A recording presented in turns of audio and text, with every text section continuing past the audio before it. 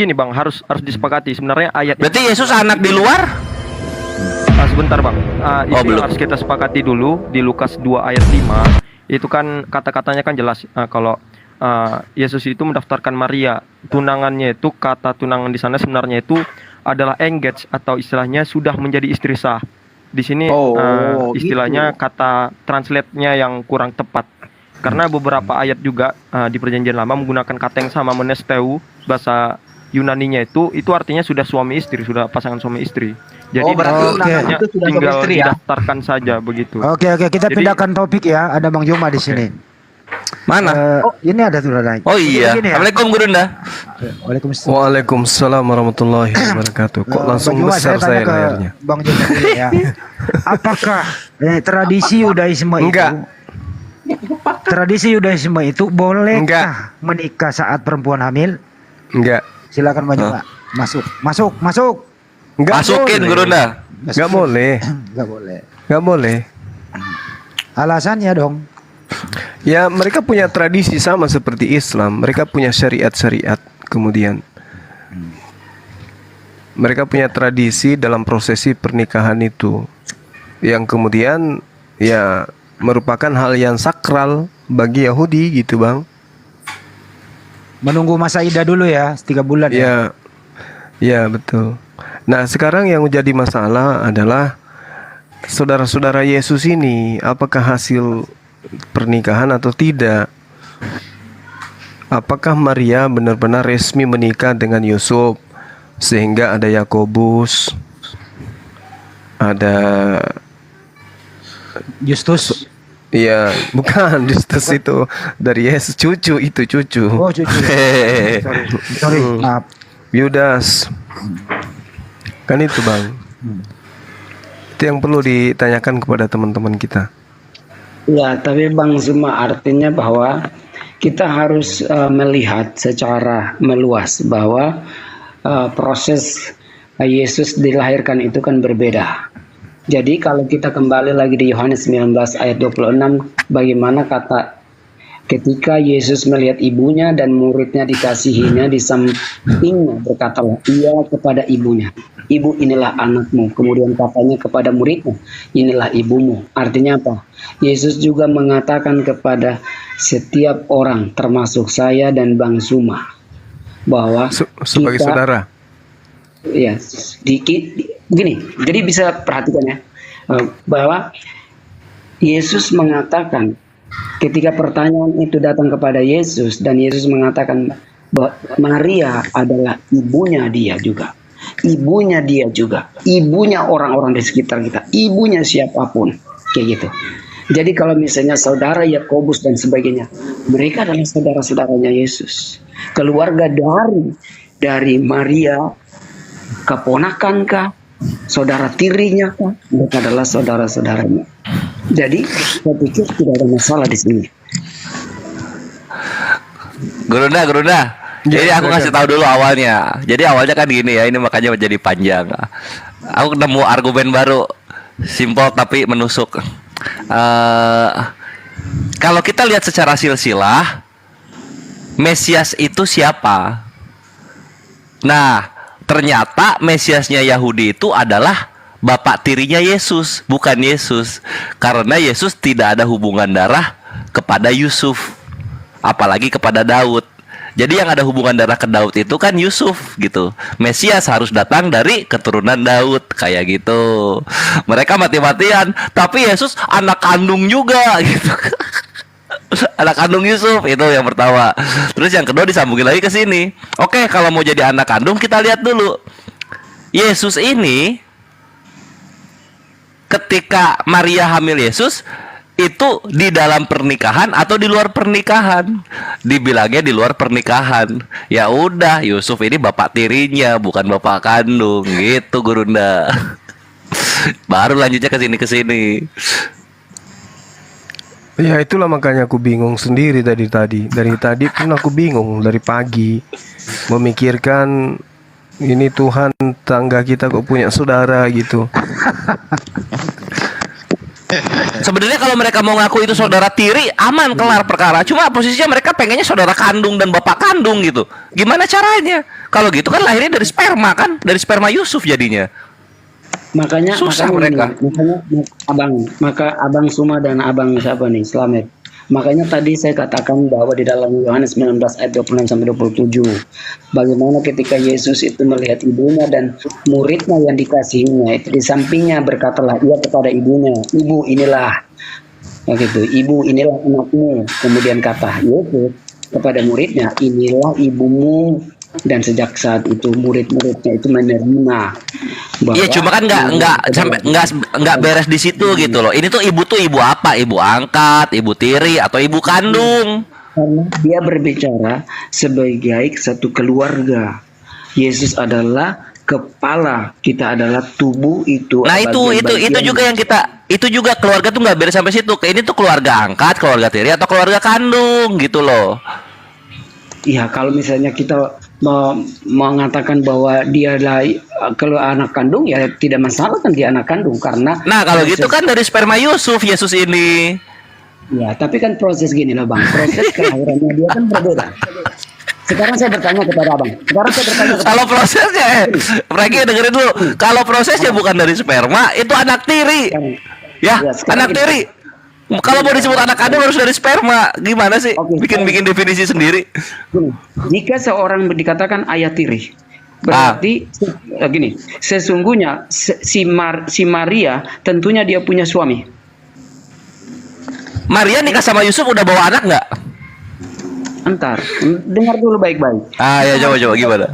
Kita harus lihat dari proses Yesus itu datang tuh bagaimana kayak gitu loh. Baru kita bisa menganalogi dengan apa yang menjadi satu ukuran kayak gitu loh. Itulah yang gua tanya di awal-awal. Yesus datang ini, Yesus nih ya, Yesus dikandung Maria ini di dalam pernikahan atau di luar pernikahan? Coba.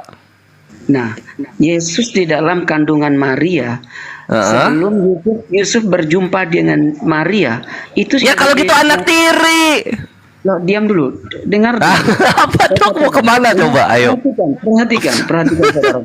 Perhatikan, bagaimana ketika Maria, andai katanya Maria dia memiliki suami yang lain, lalu suaminya itu misalnya pergi atau dia berhubungan gelap, lalu mengandung dan memiliki anak, karena itu hasil sperma, oke? Itu adalah hasil sperma. Lalu dia menikahi dengan si Yusuf. Nah, disitulah yang kita katakan dia adalah anak tiri. Tetapi Bukan anak tiri itu tidak dari sperma kita sendiri untuk pria. Itu intinya. Nggak peduli mau istrinya bawa anak adopsi, anak tabung kek, atau anak angkat kek, selama dibawakan ke pernikahan bukan dari sperma suaminya sekarang, itu anak tiri. Iya, makanya kan saya menjelaskan. Abang tidak perhatikan. Tidak Udah dibawa perhatikan gitu. Lu mati-matian mencoba anak kandung tapi bukan dari sperma. Gimana caranya?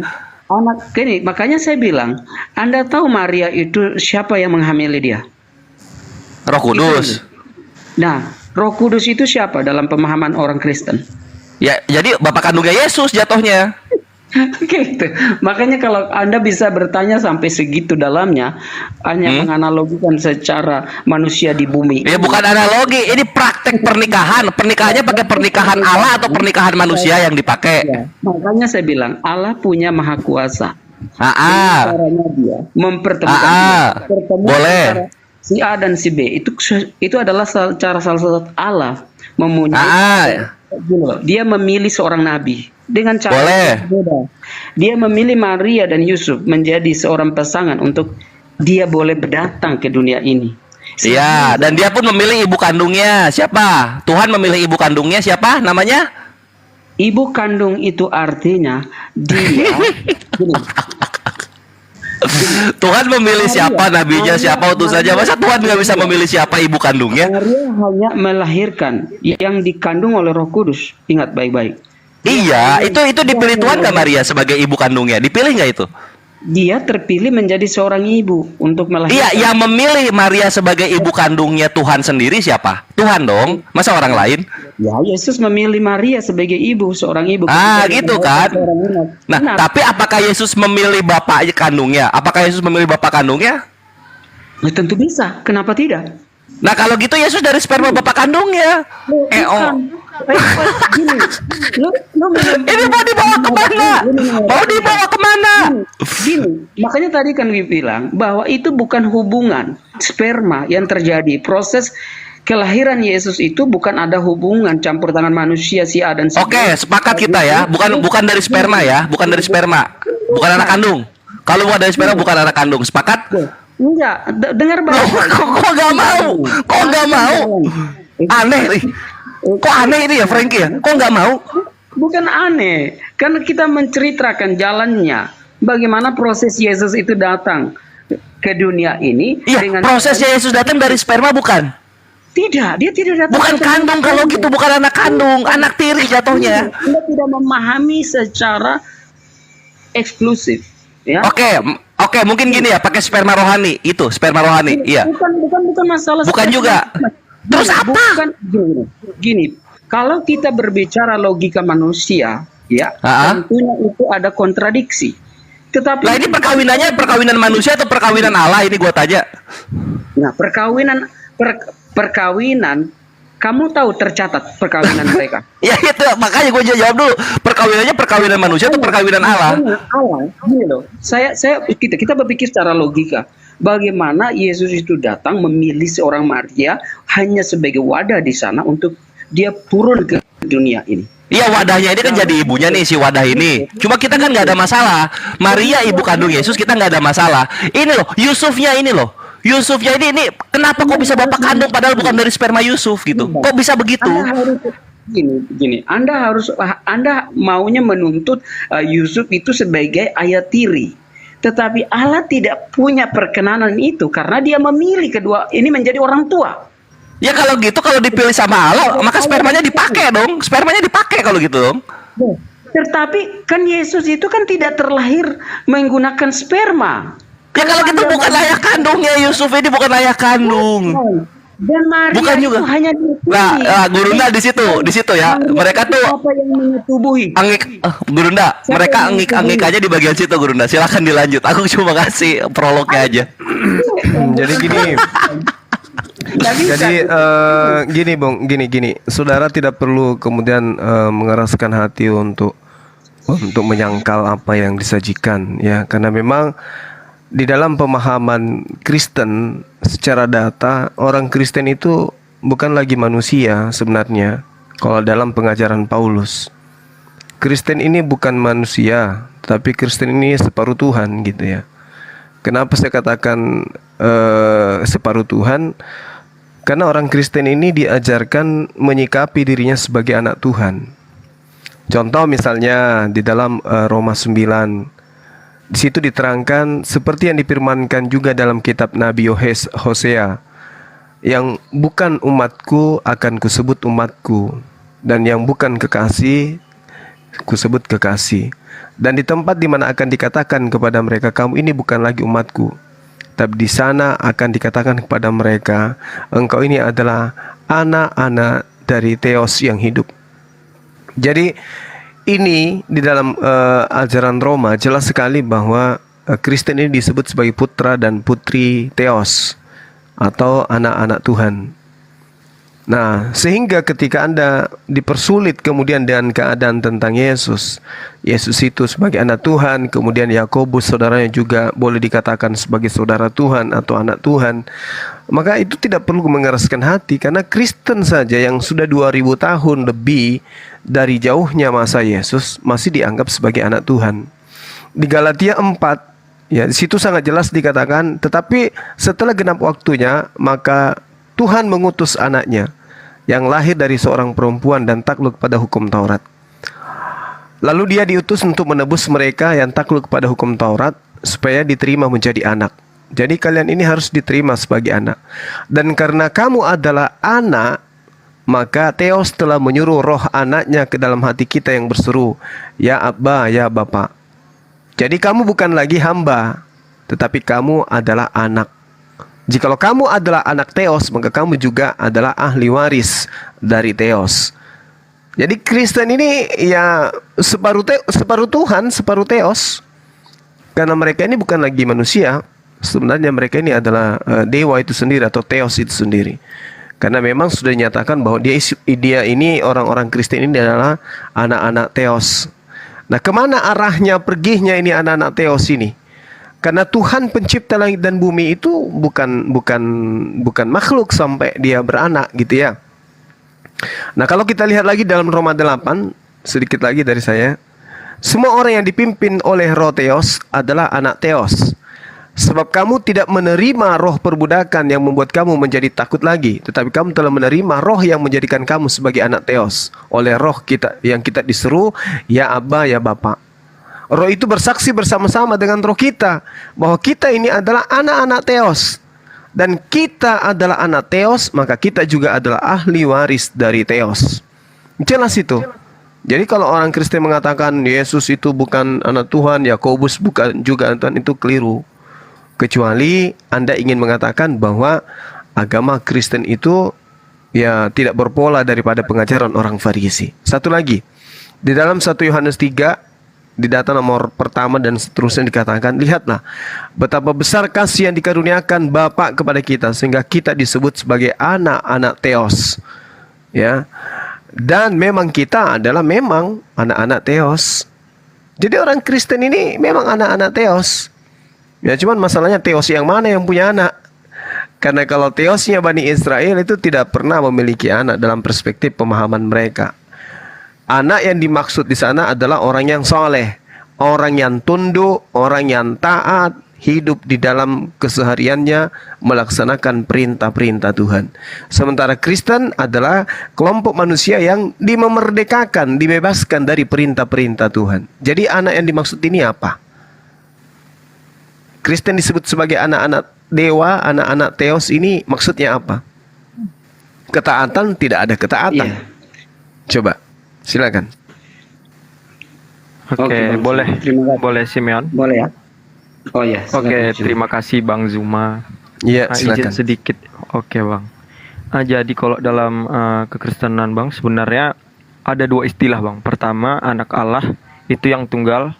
Anak Allah itu hanya kalau dicari di dalam Alkitab itu hanya satu, yaitu ke Yesus. Sedangkan untuk yang ke kami dan beberapa di konteks Alkitab yang seperti Bang Zuma baca, itu anak-anak Allah yang jamaknya. Jadi ketika kita bilang anak Allah yang tunggal seperti Lukas 1 ayat 35, itu ketika lahirnya anak Allah, itu menunjukkan sehakikat dia dengan Allah. Ini konteks kekristenan cara membacanya. Bang Zuma saya rasa juga sudah cukup mengerti tentang ini konteks anak Allah yang tunggal. Nah, ketika konteksnya di manusia atau yang anak-anak Allah, itu beberapa pernyataan Bang Zuma sudah benar. Orang yang mempunyai hubungan erat dengan Allah itu di Alkitab juga dibaca di Roma 8 ayat 15, Galatia 4:6, ayat 4 ayat 6. Nah, juga Yesus juga berkata di Matius 5 ayat 9, kalau orang yang berbahagia membawa damai, mereka juga bisa disebut anak-anak Allah. Jadi itu konteksnya ke orang-orang selain Yesus. Ketika konteksnya ke Yesus itu anak Allah yang tunggal. Tidak pernah ada manusia selain Yesus yang disebut anak Allah versi tunggal. Tetapi misalnya Yakobus disebut anak-anak Allah karena mereka bersama. Paulus juga disebut anak-anak Allah. Saya juga disebut anak-anak Allah. Itu kata istilah yang untuk kami. Tetapi ketika Yesus itu anak Allah, anak tunggal Allah. Itu sering dipakai. Begitu, Bang. Oke, saya tanggapi sebelum yang lain. Anda keliru. Kayaknya Anda harus masih mendalami Bible lagi lebih mendalam. Kalau Anda mengatakan bahwa Anda tidak disebut sebagai anak, tapi anak-anak. Data demi data di dalam kitab sendiri, saudara sendiri yang menerangkan itu. Roma 8 misalnya. Sebab kamu tidak menerima roh perbudakan yang membuat kamu menjadi takut lagi. Tetapi kamu telah menerima roh yang menjadikan kamu sebagai anak Theos. Tidak dikatakan sebagai anak-anak, tapi sebagai anak di sana, tunggal dia. Ya, di situ diterangkan sangat jelas hoiotesia. Kamu ya diangkat atau kamu menjadi sebagai anak. Hoiotesia. Anak siapa? Anak Theos. Ya. Jadi tidak ada kemudian Anda mengatakan hanya Yesus yang disebut sebagai anak tunggal. Keliru itu. Di dalam Galatia 4 nomor 6, dan kamu juga adalah anak. Tidak dikatakan sebagai anak-anak di sana. Di situ jelas dikatakan tunggal, hoyos, anak laki-laki. Itu jelas tuh. Kamu adalah anak laki-laki. Kamu adalah anak Theos. Maka Theos telah menyuruh anaknya ke dalam hati kita yang berseru, ya Bapa, ya Bapa, ya Abba, ya Bapa. Kalau dalam bahasa Yunaninya itu Abba itu sebenarnya bahasa Aram. Tapi kemudian dimasuk ke dalam bahasa Yunani itu harusnya Father, tapi masih menggunakan bahasa Aram. Mungkin karena terjemah daripada Bible itu bingung mau menuliskan apa. Nah, untuk itulah kemudian ketika saudara mengatakan Yesus bukan anak kandung daripada Yusuf atau Yakobus bukan saudara daripada Yesus, itu kekeliruan yang besar. Sedangkan Kristen aja disebut secara person sebagai anak Theos. Kalian itu anak Theos. Ya, cuman yang membingungkan sekarang Theos yang mana, karena Theos itu tidak pernah beranak. Yang beranak itu cuma dewa-dewa. Hanya dewa yang memiliki anak. Kalau Tuhan pencipta dan bumi itu tidak ada anaknya. Karena dia bukan makhluk. Nah, ini yang perlu saudara pahami. Dalami lagi Galatia 4 dan juga Roma 8.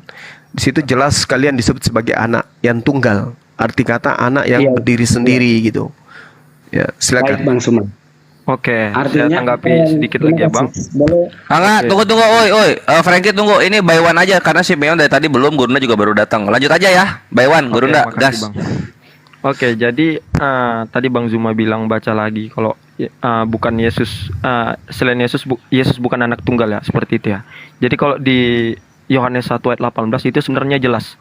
Yohanes sendiri juga yang disebut anak Allah, anak-anak Allah. Dalam konteks ketika Roma 8, ketika kamu atau single, ketika merujuk ke satu orang, menggunakan kata anak yang tunggal itu nggak masalah. Tetapi konteksnya itu maksud saya itu saya bedakan. Ada anak Allah yang tunggal, satu untuk Yesus, dan ada anak Allah yang jamak untuk pengikut Yesus atau umatnya yang udah diadopsi. Kalau di Roma tadi, Roma 8 yang tadi Bang Zuma bilang, itu dalam artiannya itu, dalam konteksnya itu adoption. Karena memang anak-anak Allah yang udah terhilang ketika Yesus sudah ditebus, jadi diangkat menjadi keturunan Abraham secara rohani. Itu kan konteksnya kan di situ seperti itu, anak Abraham secara rohani atau adoption, anaknya Allah. Tetapi ketika konteksnya Yesus di Yohanes 1:18 kan sudah dibilang, tidak seorang pun yang pernah melihat Allah, tetapi anak tunggal Allah. Ini kan pengakuan Yohanes. Masa Yohanes bilang dia juga anak Allah, tetapi dibilang Yesus aja anak tunggal, ini kan kontradiksi artinya. Jadi dalam konteks Bang Zuma itu sudah salah. Karena yang benar itu Yesus itu anak tunggal Allah merujuk kepada eksistensi dia yang hakikatnya adalah Allah. Itu ketika konsep, ketika istilah Yesus sebagai anak Allah. Tetapi ketika ketika Yohanes, ketika yang lain itu anak-anak Allah. Ketika sudah pribadi, saya ini anak Allah. Gitu, tetapi berbeda konteks dengan Yesus yang dia anak Allah. Atau kata lebih tepatnya lagi, anak tunggal Allah. Seperti itu Bang. Iya, baik. Jadi gini, kalau karena hanya penamatan disematkan pada Yesus sebagai anak tunggal, lalu kemudian dia adalah Tuhan itu sendiri, di dalam kitabnya orang Yahudi, Keluaran 4, di situ jelas dikatakan bahwa kepada Yakub dia juga disebut sebagai Bekor, artinya anak yang sulung, anak pertama gitu loh. Anak yang pernah menduduki posisi sebagai anak tunggal juga. Karena dia sulung, anak yang pertama. Dan dia tidak kembar, berarti satu-satunya. Anak sulung, anak pertama, berarti anak satu-satunya, berarti anak tunggal. Nah, ini dia. Sehingga ketika saudara mengatakan bahwa kami, orang Kristen disebut sebagai anak, itu adalah, Anda kemudian mentafsirkan bahwa itu adalah diangkat atau dianggap sebagai anak di sana. Tapi kata huos itu merujuk kepada kedagingan, anak laki-laki. Berarti memang Tuhan Anda itu wujudnya manusia lalu memiliki anak, yaitulah kalian. Jadi Kristen itu disebut sebagai anak Tuhan. Nah, ini mengerikan gitu loh. Sangat-sangat mengerikan.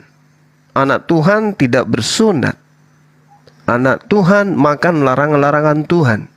Anak Tuhan mempersembahkan Tuhan kepada Tuhan. Ya, bahaya ini. Parah ini. Anak Tuhan mengimani pembatalan terhadap aturan-aturan Tuhan. Anak Tuhan setiap tanggal 25 Desember memperingati lahirnya Putra Dewa Matahari. Anak Tuhan setiap hari Minggu memperingati ibadah mereka di hari Dewa, di hari Dewa Matahari, Sunday. Ini bahaya. Sementara kalau kita melihat di dalam Amsal 3, jelas sekali Tuhan menyatakan yang bisa disebut sebagai anak adalah mereka yang kemudian memahami perintah-perintah Tuhan tanpa kemudian meninggalkan perintah Tuhan itu sendiri. Itu baru disebut anak yang benar, anak yang soleh. Kalau Anda menobatkan diri saudara Kristen, menobatkan diri mereka sebagai anak Tuhan, maka saya katakan kalian anak durhaka. Amsal 3 nomor 11 dan seterusnya. Hai anakku, janganlah engkau menolak ajaran Tuhan, jangan engkau menolak didikan Tuhan, dan janganlah engkau bosan akan peringatannya. Karena Tuhan memberi ajaran kepada yang disayanginya, seperti seorang ayah kepada anak yang disayangi. Berarti yang disebut anak Tuhan itu adalah mereka yang hidup di dalam ketetapan aturan hukum-hukum yang didatangkan oleh Tuhan. Mereka disebut kekasih Allah. Mereka disebut sebagai orang-orang yang intim terhadap Tuhan. Nah, bagaimana dengan Kristen? Kristen ini adalah sekelompok manusia yang hidup di bawah panji kebebasan dan kemerdekaan dari aturan Tuhan. Galatia 5, nomor 1, nomor 2, dan seterusnya. Dengan matinya Yesus, kita Kristen telah dimerdekakan dari aturan. Jadi bagaimana mungkin kalian bisa disebut sebagai anak? Kalian tidak ada lagi taat kepada ketetapan Tuhan. Jadi kembali kepada tema kita, Yesus anak Tuhan, lalu kemudian kalau dipaksakan dia anak Tuhan adalah Tuhan, maka Israel yang adalah Yakub juga adalah anak Tuhan. Nah, terus kemudian ketika Yesus yang adalah 100% manusia dikatakan sebagai Tuhan, maka Yakobus dan saudara-saudaranya termasuk Yudas ya juga adalah saudara daripada Tuhan. Maka apakah pantas Tuhan punya saudara? Itu dulu. Kalau dikatakan bahwa secara harfiah itu tidak mungkin, ini hanya majas, tapi faktanya Yakobus berasal dari rahim yang sama dengan Yesus. Berarti dia adalah saudara sekandung. Silakan. Oke bang, lumayan panjang ya bang, dan agak melarat kemana-mana ya. Oke, yang pertama bang, anak laki-laki tadi yang abang bilang huteos tadi ya. Kalau dikata Yunaninya sebenarnya Huios. ya, huiotesia. Kalau yang di Roma 8 ayat 15. Itu artinya banyak bang. Salah satunya juga benar kata bang tadi, anak laki-laki. Tetapi kembali itu sesuai konteks itu bisa adopsi of anak. Anak adopsi itu bisa artinya itu juga dalam konteks huios tadi, anak Allah. Seperti itu, bukan yang merujuk ke Yesus. Bukan yang anak tunggal Allah tadi yang Yohanes 1 ayat 18. Itu saya rasa sudah bisa disepakati bagaimana saya bilang tadi, kalau Yohanes sendiri tidak merasa kontradiksi bagaimana penggunaan istilah anak tunggal Allah, Yesus yang anak Allah satu-satunya, dan Yohanes juga anak Allah dalam arti adopsi menjadi saudara. Lalu yang konteks yang Yakub tadi, kalau abang tahu sebenarnya Yakub itu bukan anak sulung juga secara genealogi, dia juga punya saudara, sedangkan dia juga anak kedua sebenarnya yang mendapat anak kesulungan dari Ishak. Itu kan konteks Yakub. Nah, lalu yang abang bilang bagaimana Kristen beribadah merayakan hari Dewa Pagan Matahari di hari Natal, kan itu sudah jelas. Kami melalui sejarah kami percaya kalau 25 Desember itu adalah hari lahirnya Tuhan Yesus, seperti itu. Dan juga hari Minggu itu kan bukan merayakan Dewa Matahari juga, itu kan jelas itu hari ke-8, hari kebangkitan, yang kebetulan dalam penanggalan sekarang itu hari Minggu, hari Domingos. Itu bebas dalam pengertian nama hari. Saya rasa juga kawan-kawan di sini menggunakan kalender yang sama, kalender Mesias, kalender Mesias, kalender Almasih, seperti itu. Saya rasa kita tidak terlalu kontradiksi akan itu, tetapi kita mengingat tanggal itu akan hari apa. Seperti itu juga kami menganggap itu hari ke-8 atau hari kebangkitan Yesus yang kami rayakan setiap hari Minggu. Lalu soal Yesus Tuhan, lalu bagaimana saudara-saudaranya Yakobus, bagaimana Yudas, apakah Tuhan artinya Tuhan mempunyai saudara? Kalau dalam pengimanan Kristen sebenarnya ini ada banyak pandangan, tetapi karena kekristenan saya mengambil pandangan yang banyak diambil. Itu mayoritas kekristenan percaya kalau Yesus itu satu-satunya anak Maria. Karena di Alkitab sendiri Yesus anak Maria, Jesus son of Mary. Tidak ada nama orang lain yang digunakan untuk dikaitkan sebagai misalnya Yakobus son of Mary, tidak. Tetapi yang lainnya itu disebut saudara-saudara Yesus. Nah, kata saudara di sana juga banyak arti sebenarnya, bisa berarti paman atau yang mendekatinya adalah close, keluarga dekat, seperti itu. Jadi dalam tafsirannya itu atau dalam pengajaran gereja itu percaya kalau mereka itu anak dari Yusuf sebelum dengan Maria. Jadi kalau kita tahu juga tentu Yakobus, James itu kan saudaranya juga, itu lebih tua daripada Yesus, dan di situ konteksnya kita bisa mengerti dari situ dia lebih tua. Bukan berarti setelah Yesus lahir Maria melahirkan lagi, tidak ada konteks seperti itu di Alkitab. Di Alkitab hanya mengatakan Yakobus itu saudaranya Yesus. Saudaranya bagaimana? Kita kan semua berasumsi. Nah, dengan data sejarah, kalau brother di situ, kata brother itu close relatif. Bukan berarti langsung itu saudara kandung, bukan berarti itu langsung saudara, tidak. Jadi Yakobus ini secara hukum atau secara kakak memang saudara dengan Yesus, karena Yusuf dan Maria kan sudah menikah secara data. Jadi mereka bisa bersaudara. Orang lain pun memanggil Yakobus itu saudaranya Yesus. Yesus juga saudaranya Yakobus. Tetapi apakah saudara? Tidak. Itu tidak ada bukti. Tidak ada satupun bukti. Mereka hanya membuktikan kalau Yakobus saudaranya Yesus. Saudara bagaimana? Mereka kan tidak hanya berasumsi. Jadi itu bukanlah sebuah asumsi yang tepat bagi kebenaran, seperti itu. Mungkin itu sih, Bang. Oke, baik. Jadi kita lihat di dalam data yang ada di dalam kitab saudara, misalnya pernyataan Paulus sendiri yang mengakui bahwasanya Tuhan Anda, yaitu Yesus, itu memiliki saudara-saudara. Nah, kalau misalnya saudara mengatakan itu saudara dalam arti kata, ya bisa jadi itu adalah saudara dalam arti kata umum. Sedangkan pernyataan di dalam Matius 3-nya, di Matius 13 nomor 55, itu jelas sekali menerangkan kalau Yesus itu memang punya saudara dan Maria punya anak. Bukankah dia ini adalah anak tukang kayu? Bukankah ibunya bernama Maria dan saudara-saudaranya Yakobus, Yusuf, Simon, dan juga Yudas? Ini kitab saudara sendiri yang mengatakan begitu. Saudara-saudara yang dimaksud di sini adalah saudara kandungnya yang berasal dari ibu yang sama, yaitu Maria. Kalau dikatakan bahwa itu hanya ungkapan biasa, bukan sebagai saudara kandung beneran, kenapa tidak ditulis yang lain nama-namanya? Kenapa cuma 4 orang ini? Bahkan dikatakan kalau Yesus itu juga memiliki saudara perempuan. Tetapi tidak dijelaskan di dalam Bible saudara perempuannya itu yang mana aja. Tapi yang pasti kitab Markus dan juga Matius menuliskan bahwa Yakobus, Yusuf, Yudas, dan juga Simon itu adalah saudara seibu dengan Yesus. Tidak bisa dipungkiri itu, Bung.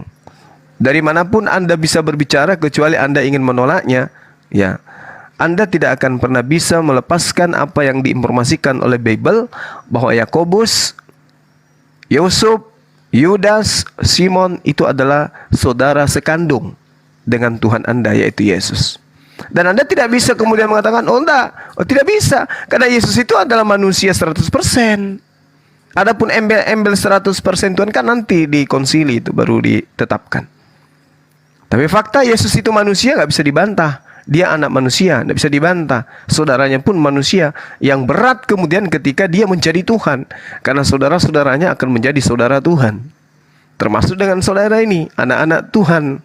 Tapi Tuhan yang mana? Ya kita nggak tahu. Yang mana Tuhan punya anak kan gitu. Silakan Anda patahkan argumen yang ada di dalam Matius 13:55 ini. Ya, dan Oke. Markus 6 juga. Silakan. Oke, Bang. Boleh nggak sebentar saya mau turun Bang Simeon? Saya mau katakan kepada Bang Suma, perhatikan benar-benar. Tadi Bang Suma, sorry Pak Simeon, yang mengatakan bahwa saudara ini adalah anak tukang kayu dan sebagainya. Itu penekanan terhadap bagaimana dia menggambarkan bahwa Yesus memang dia dilahirkan oleh dalam tanda kutip bahwa Yusuf memang tukang kayu. Maka dalam kalimat itu menyatakan terhadap Yesus, dan ada tambahan lagi bahwa saudara-saudara Yakobus dan selain itu adalah bagian dari keluarga yang ada pada itu. Makanya kalau kita melihat di dalam makanya kita lihat di dalam kata lainnya tadi bahwa muridnya yang berkata kepada tentang ibunya, Yesus mengatakan bahwa ini adalah ibumu juga. Jadi dia memerintahkan kita menerima Maria sebagai ibu. Ibu artinya adalah saudara. Jadi kita nggak bisa hanya mengartikan dalam konteksnya seperti begini. Tidak bisa Bang Suma. Kalau Bang Suma memaksakan itu akan memang pasti kontradiksi. Menyangkut dengan anak-anak Allah, memang hak istimewa kalau kita misal sebagai anak-anak Allah. Tapi saya setuju dengan apa yang Bang Suma katakan, bahwa orang yang mentaati perintah-perintahnya, dia itu dinyatakan anak-anak Allah. Anak Allah yang dikatakan Bang Simeon itu betul, bahwa dia adalah dalam tanda kutip tunggal sebagai anak Allah, bukan anak-anak Allah. Nah, itu yang harus diperdebatkan. Sedangkan orang Kristen yang menjadi anak-anak Allah karena dia tunduk kepada perintah-perintah Allah itu, dan dia kembali dari dosanya menjadi orang yang hidup baru. Baru dia dinyatakan sebagai anak-anak Allah. Dia bisa dimerdekakan. Orang Kristen yang dimerdekakan karena dia hidup terlahir baru, hidup di dalam roh, bukan hidup di dalam kedagingan. Kalau hidup masih di dalam kedagingan, masih pesta pora, mabok-mabokan, dan sebagainya, ada keinginan sebagai kedagingan yang begitu kuat, dia hidup di dalam, tidak berada di dalam buah-buah roh itu, maka dia bukan anak-anak Allah. Yang anak-anak Allah yang dikatakan di sini adalah orang-orang yang percaya kepada Yesus itu sendiri dan mengikuti apa yang menjadi commanded atau perintahnya dia. Jadi kalau misalnya Bang Suma harus menstandarisasi dengan kalimat begini, penekanan ini, Bang Suma harus mengerti juga. Saudara dan dia adalah anak tukang kayu, itu dinyatakan dan ada penekanan di situ dan ada disambung dengan saudara-saudaranya. Dan itu yang dikatakan tadi satu ayat tadi di dalam Yohanes mengatakan bahwa inilah ibumu, dan Yesus mengatakan ini adalah ibumu juga. Dan murid-muridnya menerima Maria sebagai ibu. Dan selesai. Tidak ada masalah sebetulnya itu. Terima kasih, saya mau pamit. Bang Suma, terima kasih.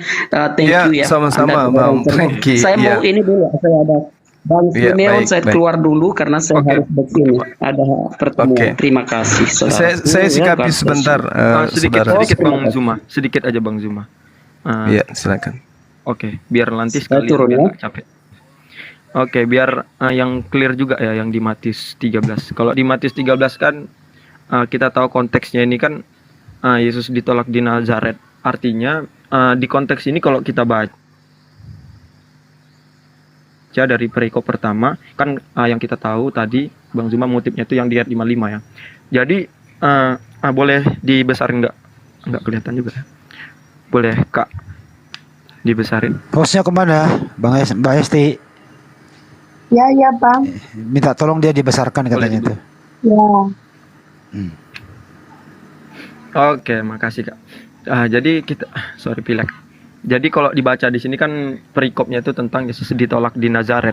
Jadi saya baca sedikit ini karena penting ya awalnya. Setelah Yesus selesai menceritakan perumpamaan itu, ia pun pergi dari situ. Setibanya di tempat asalnya, intinya di situ Yesus membuat mukjizat, lalu takjub, lalu orang bertanya, yang itulah yang ayat yang dibawa Bang Zuma tadi. Orang bertanya, bukankah ia ini anak tukang kayu? Bukankah ibunya bernama Maria dan saudara-saudaranya Yakobus, Yusuf, Simon dan Yudas? Itu ada tanda tanya ya di sana ya.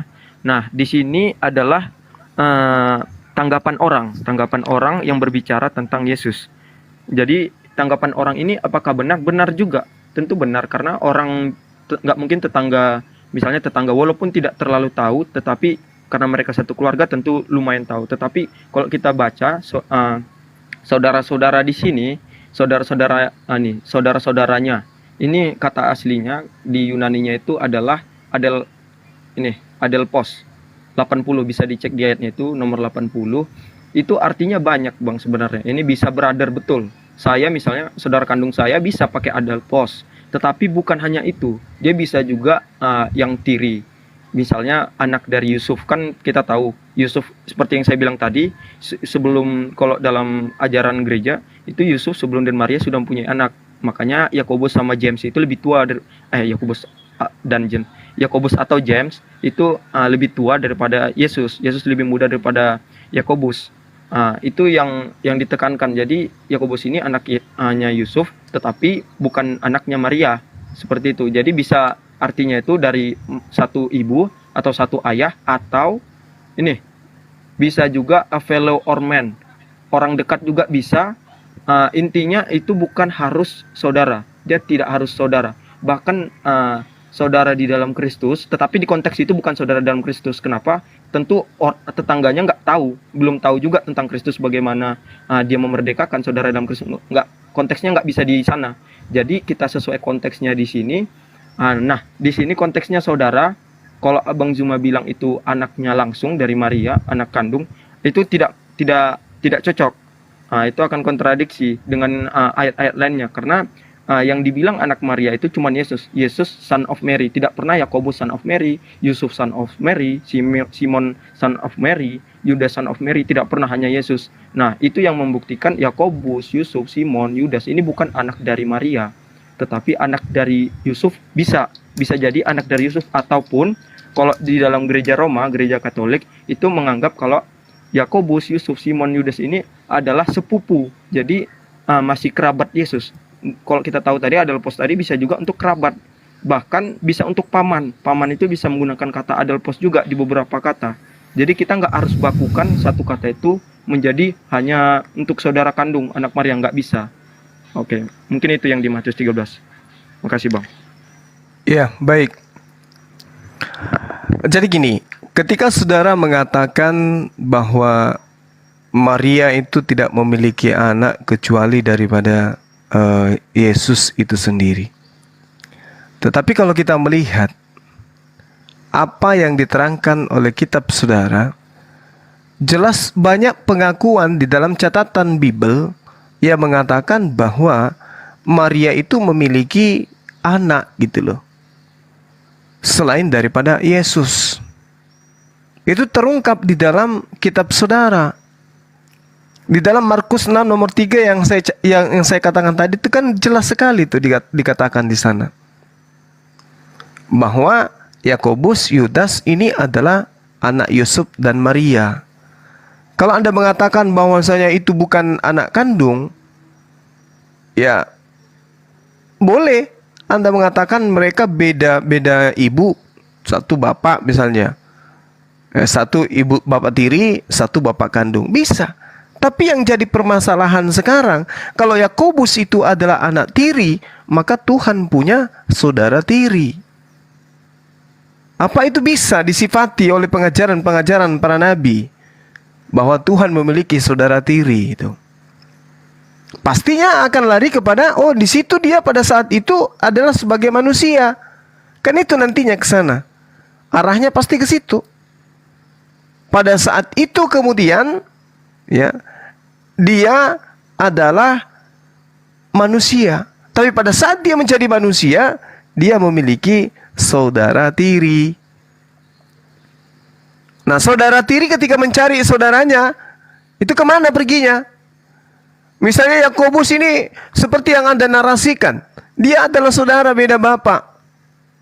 Ya, Yesus tidak memiliki kemudian bapak, kecuali bapak tiri.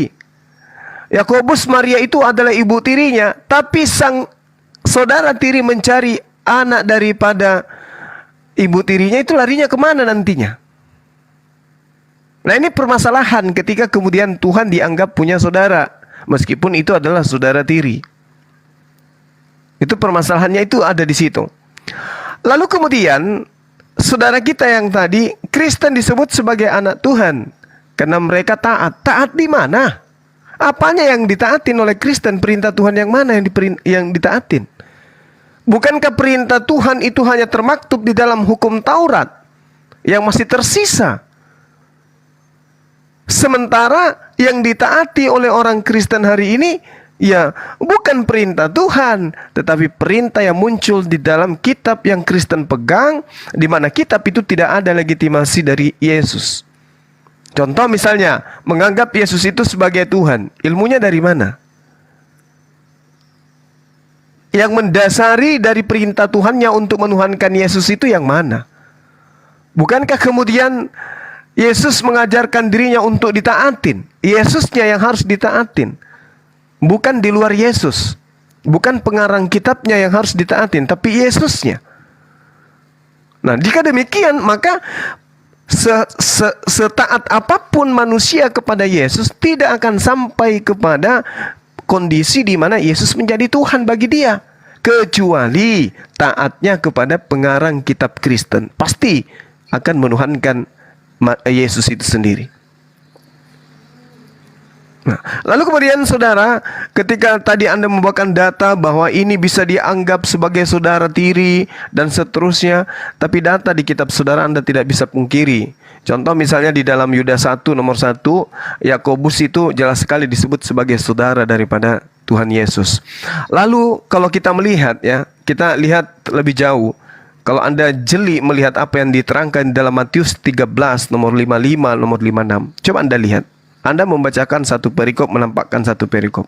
Lihat satu titik yang bisa membuat cakrawala Anda terbuka. Dan bukankah saudara-saudaranya perempuan semuanya ada bersama kita? Jadi dari mana diperolehnya kemampuan semuanya itu? Maksudnya, dari mana Yesus bisa melakukan mujizat? Dari mana Yesus bisa membangkitkan orang mati? Dari mana Yesus dapatkan ilmu orang buta bisa melihat? Sementara dia ini, saudara-saudaranya ada di tengah-tengah kita. Ini siapa? Artinya bahwa orang sesamanya pun tahu kalau Yesus itu memiliki saudara-saudara yang intim dengan dia, yaitu seibu.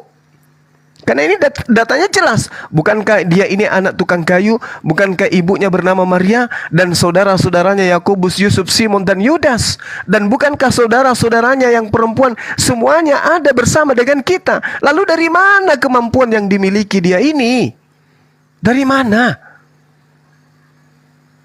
Nah, inilah bukti bahwa yang dimaksud Yesus punya saudara, yaitu saudara tiri. Dalam arti kata, kalau saudara tiri Anda paksakan, yang pasti di situ jelas sekali dikatakan bahwasanya saudara Yesus itu adalah orang yang dekat, orang yang intim, baik itu secara nasab maupun secara pengajaran. Dan tidak ada satupun di antara saudara-saudara Yesus ini yang kemudian menjadi pelopor Kristen itu sendiri. Itu yang saya perlu sampaikan, supaya kita memahami bahwasanya kalau dia saudara tiri, maka Tuhan Anda memiliki saudara tiri. Apakah itu pantas kemudian? Kalau Anda kemudian disebut sebagai anak Tuhan, apakah pantas kemudian anak Tuhan mengimani Tuhannya datang, kemudian mati untuk nebus dosa-dosa manusia? Ini berat, Bung, untuk diterima secara logika. Silakan. Oke. Yang terakhirnya aku suka kali Bang Zuma. Berat diterima, oke. Yang pertama dulu ya Bang, yang Abang bilang tadi itu Tuhan memiliki saudara tiri. Kalau Abang bilang tadi perspektifnya tentu dari para nabi. Mungkin tepatnya juga Abang bisa bilang kok Tuhan punya ibu gitu. Tuhan kok dilahirkan, itu kan sama aja gitu. Sama boleh nanti saya ditengahin biar nanti saya share screen juga sebentar ya Kak Esti. Jadi kalau hal seperti itu, hal di mana Yesus adalah kan di ayatnya itu Yesus itu disamakan dengan saudaranya. Dalam artian apa? Dalam artian kemanusiaannya. Jadi dalam kemanusiaan Yesus benar-benar manusia. Dia bukan setengah manusia. Dia nggak setengah manusia, tapi dia sepenuhnya manusia dalam kodrat manusianya. Itu jika Yesus punya saudara tiri itu nggak masalah, punya sepupu nggak masalah. Dalam pandangan gereja, saya belum pernah membaca apakah ada konsekuensi jika Maria punya anak itu, bagaimana konsekuensinya? Itu saya belum pernah baca, tetapi melalui data sejarah, data yang ditulis dari gereja abad-abad awal, itu memang ditulis Maria itu tidak mempunyai anak lagi. Itu yang diperkuat, bukan konsekuensinya. Konsekuensinya itu kalau dari Protestan sendiri, skolar-skolarnya, mereka tidak mempunyai masalah. Bagaimana kalau Maria mempunyai anak lagi, itu tidak mempunyai masalah dengan Yesus. Kenapa? Karena Yesus itu kalau kita semua setuju, kan kandungan Maria itu dari Roh Kudus, bukan dari hubungan. Sedangkan kalau Maria punya anak lagi, maka tentu itu dari hubungan. Asumsi, misalnya asumsi dulu itu dari hubungan. Tentu itu yang nggak masalah, itu tidak masalah. Lalu bagaimana? Apakah masalah jika Tuhan mempunyai saudara? Ya tidak masalah. Saya juga kan kalau dalam konteks kekristenan, Yesus itu adalah anak sulung, firstborn. Yesus itu anak sulung dalam artian kodrat manusianya. Saya ini saudara-saudaranya Yesus dalam artian kemanusiaannya Yesus. Seperti itu. Maka saya juga bisa dibilang anak Allah. Yesus itu sulungnya kami. Yesus itu yang pertama, Adam yang kedua. Adam juga sulung, tetapi Yesus itu sulung yang kedua karena Yesuslah yang bawa kabar baik lagi, pembaruan lagi. Itu yang pertama ya. Apakah bermasalah? Tidak bermasalah. Itu tidak bermasalah karena beda. Karena dari lahirnya udah beda. Kita semua sepakat kalau Yesus itu berbeda lahirnya. Lalu Kristen taat dari mana? Kalau Kristen taat dari mana itu udah jelas ya. Kalau Yesus juga bilang hukum yang terutama itu kasihlah sesamamu manusia seperti dirimu sendiri dan kasihlah Tuhan Allahmu. Itu yang Yesus katakan bagaimana hukum Taurat ini dijelaskan. Nah, kalau asumsi saya, Bang Zuba bermaksud itu bagaimana perjanjian lama sunat, bagaimana perjanjian lama menjaga makanan-makanan yang ini. Itu dalam perspektif Kristen itu kan dalam pembaruannya hukum adat istiadat itu berbeda. Hukum adat istiadat itu mengikat mereka untuk menjadi bangsa pilihan. Itu panjang lagi masalah itu. Tetapi saya rasa itu patut diterima. Bagaimana Kristen taat dari mana ya? Dari ajaran Kristus. Kasihlah sesamamu, kami berbuat baik, kami mengasihi musuh kami juga. Bagaimana kami hidup, kami juga mengasihi sesama kami. Itu saya rasa dibilang taat. Dalam perspektif saya itu bisa dibilang taat. Saya nggak tahu perspektif abang bagaimana taat itu. Oke, lalu untuk yang di Yuda 1 ayat 1 saya bisa share ini bentar ayatnya ya. Memang benar kata Bang Zuma tadi di situ katanya, bentar ya saya baca. Dari Yudas, hamba Yesus Kristus dan saudara Yakobus kepada mereka yang terpanggil, yang dikasihi dalam Allah Bapa, yang dipelihara untuk Yesus Kristus. Itu ayatnya ya. Kata saudara di sini tadi yang abang bermasalah tadi kan. Kalau kita baca di aslinya itu di Greeknya itu saudara itu di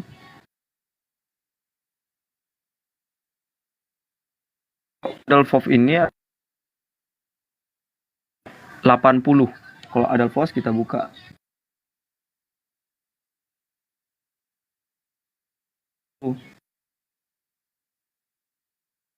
ini juga saya tadi sudah jelaskan, jadi nggak perlu saya ulang. Jadi yang abang sebut-sebut tadi di Yuda 1 itu juga menggunakan kata yang sama. Itu tidak bisa dibakukan menjadi saudara kandung. Tidak bisa dibakukan itu anak kandung dari Maria. Tidak bisa dibakukan, tetapi bisa jadi. Seperti itu. Jadi kalau abang bilang seperti itu, artinya Bang Zuma berasumsi. Nah, saya juga berasumsi dari ayat itu tidak kandung. Melalui apa? Melalui bukti abad-abad terdekat. Bagaimana gereja menuliskan tentang saudara Yesus itu, apakah kandung? Tidak. Seperti Jerome, Epipanius, Hieronymus itu tidak mengatakan Yesus itu anak kandung dari Yakobus itu anak kandung dari Maria. Tidak. Itu melalui data itu. Tetapi kalau kawan-kawan lain ingin berasumsi dari satu ayat ini saja, itu kurang kuat. Kenapa? Karena ayatnya itu banyak artinya dan kita harus menyesuaikan konteksnya. Seperti itu. Saya rasa mungkin itu dulu, Bang. Oke, baik. Jadi terkait dengan hal ini ya, saya cuma menggarisbawahi secara garis besar bahwa Tuhannya saudara Kristen itu memiliki saudara tiri atau memiliki sepupu dan seterusnya gitu ya. Ini tergantung dari pandangan bagaimana gereja timur ortodoks, kemudian bagaimana Protestan dan juga Katolik. Karena 3 sekte ini itu beda-beda menyikapi tentang Yesus, tentang saudara-saudara Yesus. Tapi yang pasti ketika dikatakan sebagai saudara-saudara Yesus, itu kepada murid-muridnya yang lain itu tidak dikatakan hal yang sama. Ini yang menjadi buah pemikiran. Kenapa yang lain tidak disebut sebagai saudara, yang lain disebut sebagai murid? Tapi untuk yang 4 orang ini jelas sekali, berulang ditemukan di dalam kitab saudara. Matius 12, Markus 3, Lukas 8, Yohanes 2, Galatia 1, terus kemudian 1 Korintus 9. Itu jelas sekali bahwa keempat oknum ini adalah saudara-saudara Yesus. Kalau ortodoks, ya memang pada abad ketiga apa abad keempat itu dibela oleh beberapa tokoh di sana, mengatakan bahwasanya saudara itu adalah anak Yusuf yang ada seperti yang Anda gambarkan tadi. Itu adalah anak bawaan yang dibawa oleh Yusuf. Inilah yang diimani oleh Kristen Ortodoks. Lalu kemudian ketika dikatakan saudara-saudara itu adalah anak kandung atau sekandung dengan Yesus, itu diimani oleh gereja Anda juga, Protestan, bahwa Yesus itu memiliki adik-adik. Itu ditopang oleh pemakaian kata sulung di dalam Lukas 2 nomor 8 apa nomor 7 di situ. Yesus itu disebut sebagai anak sulung, berarti setelah sulung ada anaknya yang lain. Itu disikapi oleh Protestan bahwa memang Yakobus itu adalah saudara sekandung.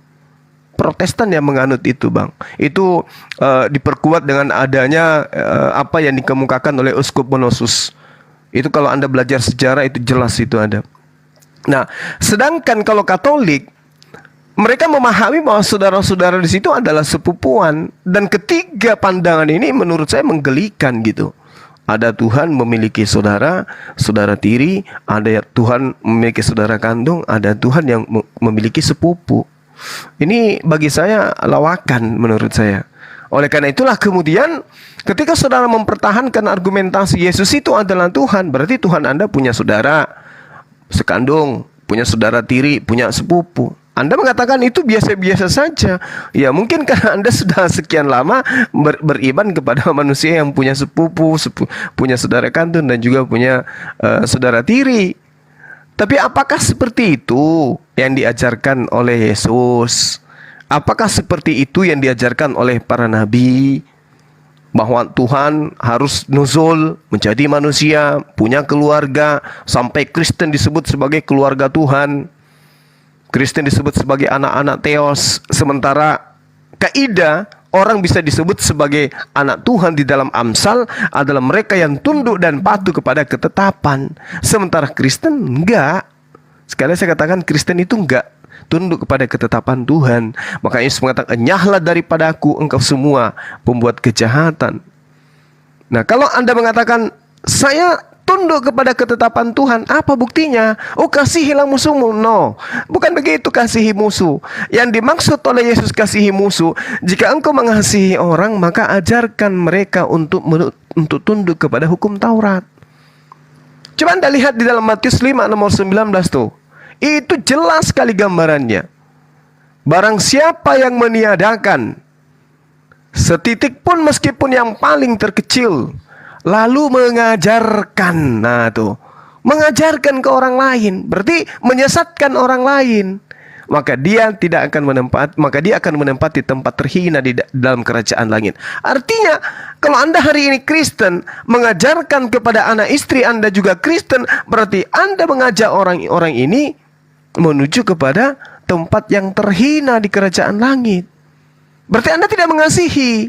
Yang dimaksud mengasihi adalah tidak meninggalkan hukum Taurat meskipun yang paling terkecil, lalu mengajarkan kepada anak istri, barulah kemudian dikatakan Anda mengasihi. Karena Anda mengajak orang-orang yang ada di sekeliling Anda untuk menempati tempat tertinggi, bukan tempat terendah. Jadi kasih itu cerminannya jelas. Anda baca di Yosua 22 nomor 5, 1 Tawarik 2 nomor 3, Ulangan 11 nomor 1, Ulangan 6, ya, Ulangan 6 nomor 3, nomor 4, Ulangan 4 nomor 3 dan seterusnya. Di situ jelas penggambaran kasih itu. Kalau kasih berarti mengajarkan kepada anak istri dan keluarga semuanya untuk tunduk kepada aturan Tuhan. Barulah disebut sebagai anak Tuhan. Kalau Kristen, waduh, saya nggak tahu harus disebut anak apa berdasarkan dengan Bible. Karena orang yang meninggalkan hukum Taurat, menurut Yesus, ya keturunan ular beludak. Ya, saya nggak tahu harus menyebut apa teman-teman Kristen ini. Orang Farisi disebut oleh Yesus keturunan ular, keturunan iblis. Nah, Kristen hidup di mana? Di bawah panci orang-orang Farisi. Berarti Yesus Kristen disebut sebagai anak-anak. Nah, itulah saudara yang jawab itu. Silakan. Oke, kepanjangan ya Bang. Kayaknya berulang juga tadi Bang ya, yang Abang juga mengambil lagi di Matius 13 di mana kalau yang Yakobus, Yusuf, Simon dan Yudas itu adalah saudara-saudaranya Yesus. Itu saya rasa itu nggak usah dipermasalahkan lagi karena saya sudah jawab tadi kalau saudara-saudara di sana itu adalah pos tadi itu bukan berarti harus anak kandung Maria, itu hanya asumsi. Lalu pendapat saya kan Bang Zuma tadi kan bilang ada tiga pandangan tentang Yesus, yaitu Protestan, Ortodoks dengan Gereja Roma tentu berbeda. Itu melalui tiga pandangan. Di mana Protestan itu ada yang percaya, lumayan banyak juga yang percaya kalau Maria itu masih mempunyai anak. Maria masih mempunyai anak. Itu pandangan dari Protestan yang berdasarkan eksegese ayat. Itu. Jadi mereka hanya menafsirkan ayat. Seperti itu Bang Zuma, tidak menggunakan data bagaimana gereja awal-awal yang lebih dekat dengan Yesus berpandangan. Dan itu kalau dalam konteks teologisnya dalam gereja Protestan itu tidak ada sangkut paut. Kenapa? Saya bilang tadi Yesus itu lahirnya berbeda Bang Zuma. Jadi Yesus itu dikandung dari Roh Kudus. Jika Maria punya anak lagi maka itu dari hubungan suami istri dan itu berbeda dengan Yesus. Jadi kalau dibilang Yesus mempunyai saudara dalam gereja Protestan, ya itu nggak ada sangkut pautnya dengan keilahian Yesus atau mereka jadi ilahi, nggak ada sangkut pautnya. Begitu. Lalu kalau pandangan gereja yang dua lagi, gereja Roma dengan gereja Timur itu kan lumayan mirip dan itulah yang banyak data sejarahnya. Lalu ungkapan firstborn, kalau ini saya tunjukkan ini tulisan dari Epipanius yang lumayan dekat dengan sejarahnya. Itu firstborn itu merujuk kepada womb in the law of Moses. Jadi yang sulung itu kan tadi saya katakan kalau sulung pertama itu kan ini Adam itu kan sulung pertama, manusia pertama. Nah dia anak sulung juga, manusia pertama. Dan Yesus juga bisa dibilang anak sulung juga karena dialah yang membuka hukum Musa gitu, yang menggenapi semua nubuat dari para nabi tadi. Jadi Yesus bisa dibilang anak sulung pertama juga. Itu arti dari firstborn. Jadi nggak harus dia mempunyai saudara yang lain. Itu konteksnya tidak dengan yang di Matius 13 ya Bang. Jadi konteks anak sulung tadi itu tidak pernah di Matius 13. Jadi nggak pernah dibilang kalau Yesus anak sulung di sana lalu mempunyai saudara seperti ini. Tidak. Itu di ayat yang lain, di konteks yang lain yang merujuk kepada womb in the law of Moses. Ini womb in the law of Moses. Ini Epipanius, Bapak Gereja Epipanius. Ini yang tadi Adelphoi juga tadi saya menggunakan ini dia juga dari pandangan dia juga dari Greek Septuaginta. Seperti itu. Lalu kalau soal anak Allah, ketetapan apakah yang Abang bilang tadi kan di Amsal kalau mereka tunduk kepada ketetapan Allah. Kalau Abang tanya apakah Kristen tunduk kepada ketetapan Allah, tentu saya tunduk kepada ketetapan Allah. Pertanyaan yang kebingungannya Bang Zuma menggunakan konteks tunduk kepada ketetapan Allah versi Bang Zuma seperti itu. Jadi tidak konteks tunduk kepada Allah dalam keyakinan Kristen, murid-murid para rasul, Bapak gereja yang lainnya yang tunduk kepada ketetapan Kristus. Yesus juga kan bilang kan di Matius itu orang yang membawa damai dia juga bisa disebut anak Allah. Yesus mengatakan itu. Lalu Bang Zuma bilang kalau Kristen ini nyalah kau. Itu kan kata-kata Yesus juga. Jadi kasihlah sesamamu manusia. Bentar saya buka nih. Misalnya Yesus bilang kasihlah Tuhan Allahmu dengan segenap hatimu dan dengan segenap jiwamu. Itulah hukum yang terutama dan yang pertama. Dan yang kedua yang sama dengan itu ialah kasihlah sesama manusia yang sama dengan seperti dirimu sendiri. Dan pada kedua hukum inilah tergantung seluruh hukum Taurat dan kitab para nabi. Ini juga tulisan dari Yesus, kata-kata Yesus. Jadi kalau Bang Zuma tadi mengutip nyalah kau dari segala kejahatan, ini juga ini seluruh hukum Taurat juga ini. Di sinilah termaktub bagaimana penggenapannya. Itu panjang ya kalau Bang Zuma konteksnya bagaimana makan babi, bagaimana kami kami makan kelinci juga, kami makan ikan yang bersisik juga di mana itu dilarang juga. Kami makan istilahnya unta, hewan-hewan lain, sedangkan di kitab Taurat itu dilarang, banyak yang dilarang. Itu konteksnya berbeda, itu menyangkut kepada sejarah, bagaimana moral, hukum adat istiadat itu bagaimana digenapi. Itu berbeda. Tetapi konteksnya kami melakukan ketetapan Allah. Kami membawa damai, kami mengikuti perintah Yesus. Seperti itu Bang Zuma. Jadi kami melakukan. Kalau yang saya lihat itu konteksnya cuman bagaimana Bang Zuma perspektifnya. Seperti itu. Jadi kami, kalau Bang Zuma bilang kami tidak melakukan, ya kami melakukan seperti itu. Mungkin itu sih. Makasih. Iya, baik. Sebelum ke tempat teman yang lain ya.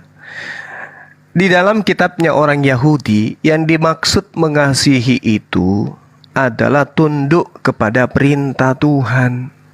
Bukan tunduk kepada perintah pengajar-pengajar Bible, perjanjian baru. Itu dipahami dulu tuh. Jadi kasih di situ jelas ukurannya adalah sejauh mana ketaatan terhadap perintah Tuhan. Hanya lakukanlah dengan sangat setia perintah dan hukum yang diperintahkan kepadamu oleh Musa. Jadi Musa jadi acuan, bukan Paulus, bukan Lukas, Markus dan seterusnya. Yakni mengasihi Tuhan. Dengan cara apa? Hidup menurut segala jalan yang ditunjukkannya.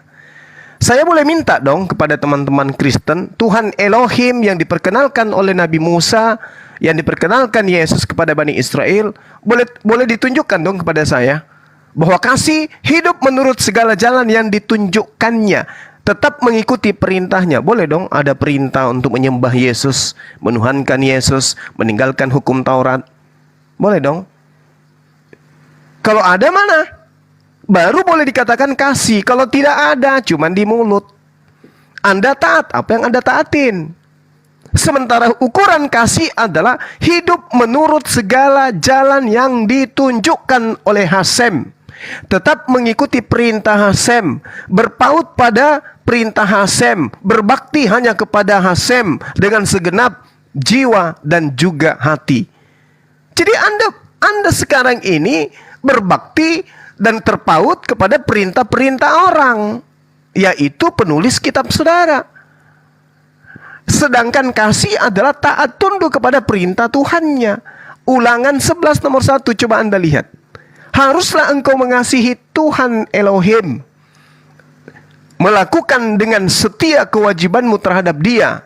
Caranya dengan senantiasa berpegang pada segala ketetapannya, peraturannya, dan perintahnya. Berarti harus hidup seperti praktisi Yudaism. Kristen beda. Di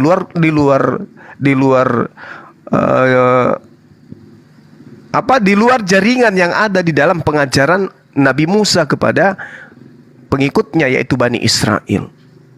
Jadi ketetapan yang mana yang Anda lakukan? Peraturan yang mana Anda lakukan? Mengasihi. Kami memaafkan orang. Oh, enggak begitu caranya. Apalah artinya Anda nampil baik, tampil santun, tampil kemudian tata keramanya bagus, tapi pada hakikatnya Anda meninggalkan semua kaidah-kaidah perintah Tuhan yang ada dalam kitabnya Nabi Musa. Kalau Anda mengaku sebagai pengikutnya Yesus, tapi kalau Anda sebagai pentuhan, ya wajar Anda tidak melakukan itu. Kalau sebagai pentuhan Yesus, ya Anda harus tunduk kepada perintah-perintah daripada pengarang kitab saudara, penulis kitab saudara. Nah, sedangkan Yesus datang taat kepada hukum Taurat, bukan taat kepada perjanjian baru kitabnya Kristen, tidak. Yesus tunduk di atas, di bawah panci Torah. Di dalam Galatia 4 nomor 4 jelas sekali Yesus takluk kepada hukum Taurat. Nah, tetapi Paulus mengajarkan kemudian Taurat itu tidak berlaku lagi. Yang berlaku adalah hukum kasih. Jadi sekarang Anda bukan pengikut Yesus, Anda adalah pentuhan Yesus, pengikut Paulus. Itu tepatnya itu. Kalau Anda santun, Anda tata keramanya bagus, akhlaknya bagus, attitude-nya bagus, itu tidak berarti Anda benar di hadapan Tuhan. Tidak. Kenapa? Karena Anda tidak hidup di bawah perintah Tuhan. Saya kira gitu ya saudara saya, yang pada intinya kemudian ketika Tuhan menyatakan diri kepada Bani Israel, Dia tidak pernah mengatakan saya akan bersilsilah, saya akan punya keluarga dan seterusnya. Ya, sekali lagi saya katakan, orang-orang Kristen ini mengaku sebagai orang yang didiami Roh Kudus. Tapi pandangan terhadap saudara-saudara Yesus itu berbeda-beda antara ortodoks, lalu kemudian orang Katolik, lalu kemudian orang Protestan. Dan mereka semua berdata di dalam menjabarkan doktrin masing-masing. Lalu Roh Kudus yang benar yang mana? Yang membimbing orang Ortodoks, atau yang membimbing orang Protestan, atau yang membimbing orang Katolik? Atau bukan Roh Kudus nih? Jangan-jangan roh lain. Karena tidak mungkin Roh Kudus pelin-pelan. Di Protestan, saudara-saudara, Yesus itu adalah anak Maria dan Yusuf. Di Katolik, itu adalah sepupu daripada Yesus. Di Ortodoks, itu adalah anak tiri daripada Maria. Entah siapa yang benar, padahal ngaku-ngaku punya Roh Kudus. Atau Roh Kudusnya jangan-jangan beda-beda nih. Nah, ini cerminan kalau Anda ingin mengukur sejauh mana kebenaran iman Anda.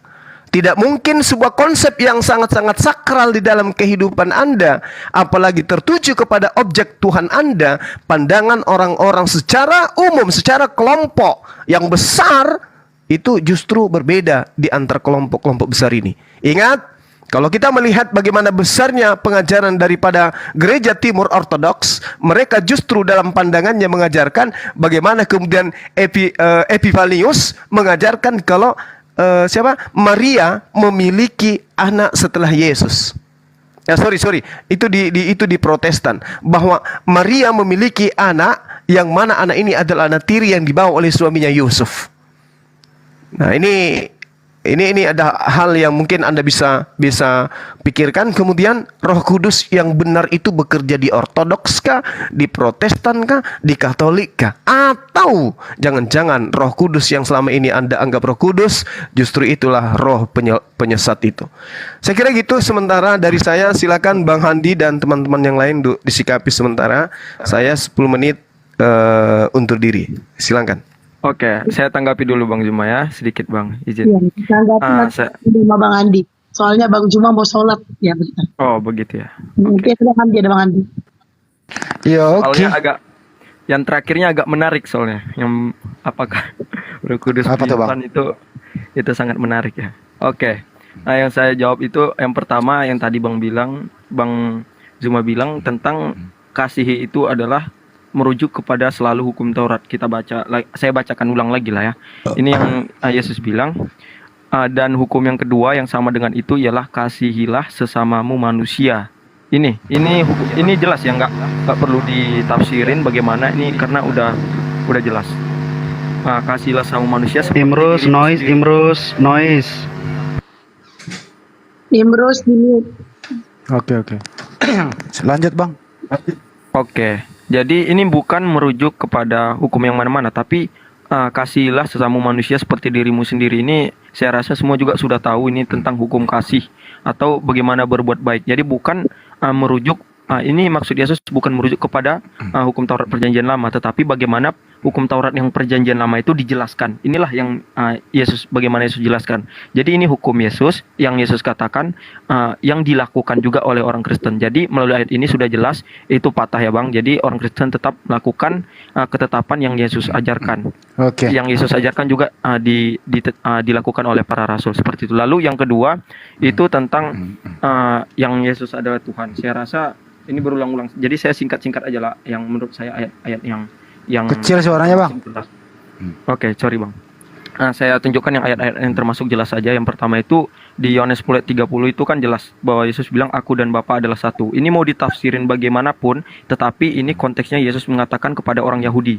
Respon orang Yahudi di ayat 31, sekali lagi orang-orang Yahudi mengambil batu untuk melempari Yesus. Nah, jika Yesus di sini artinya bukan menghujat atau bukan mengaku Allah, Yahudi nggak mungkin melempar batu. Jadi jelas di Yohanes 10:30 Yesus ini mengaku sehakikat dengan Bapa. Lalu di Yohanes 8 ayat 58 ini jelas juga kata Yesus kepada mereka, aku berkata kepadamu sesungguhnya sebelum Abraham jadi aku telah ada. Aku telah ada ini menggunakan I am. Itu menggunakan kata Elohim di Perjanjian Lama, format Perjanjian Lama.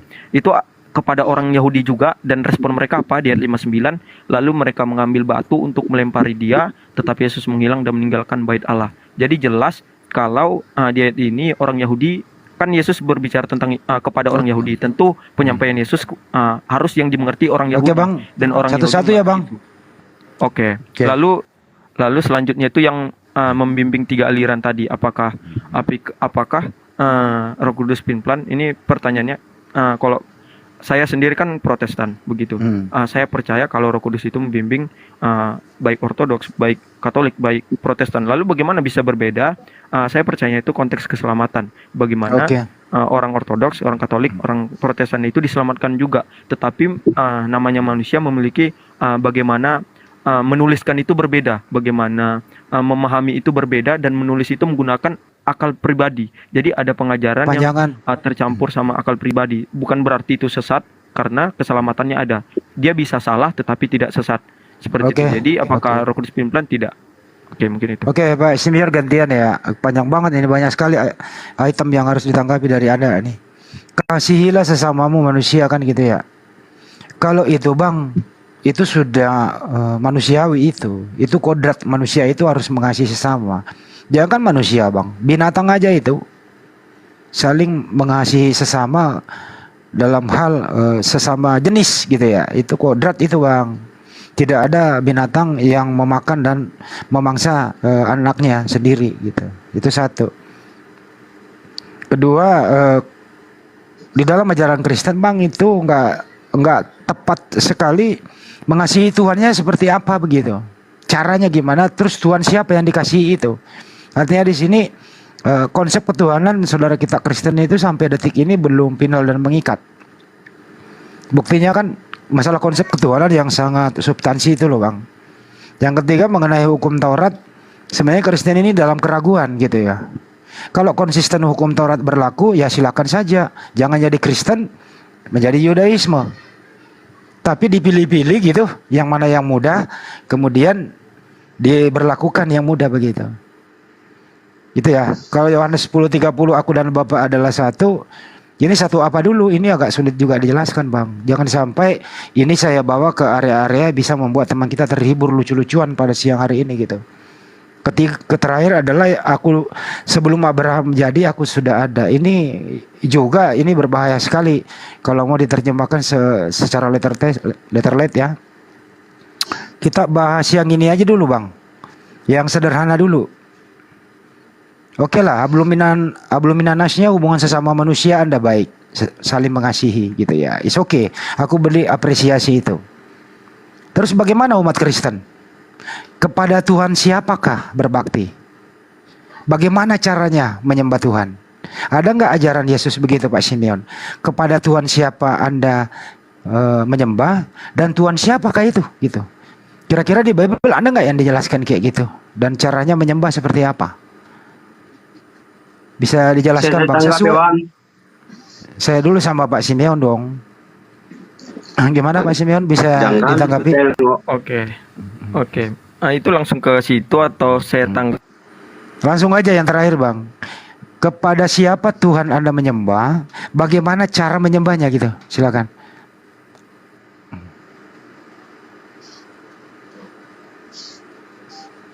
Halo?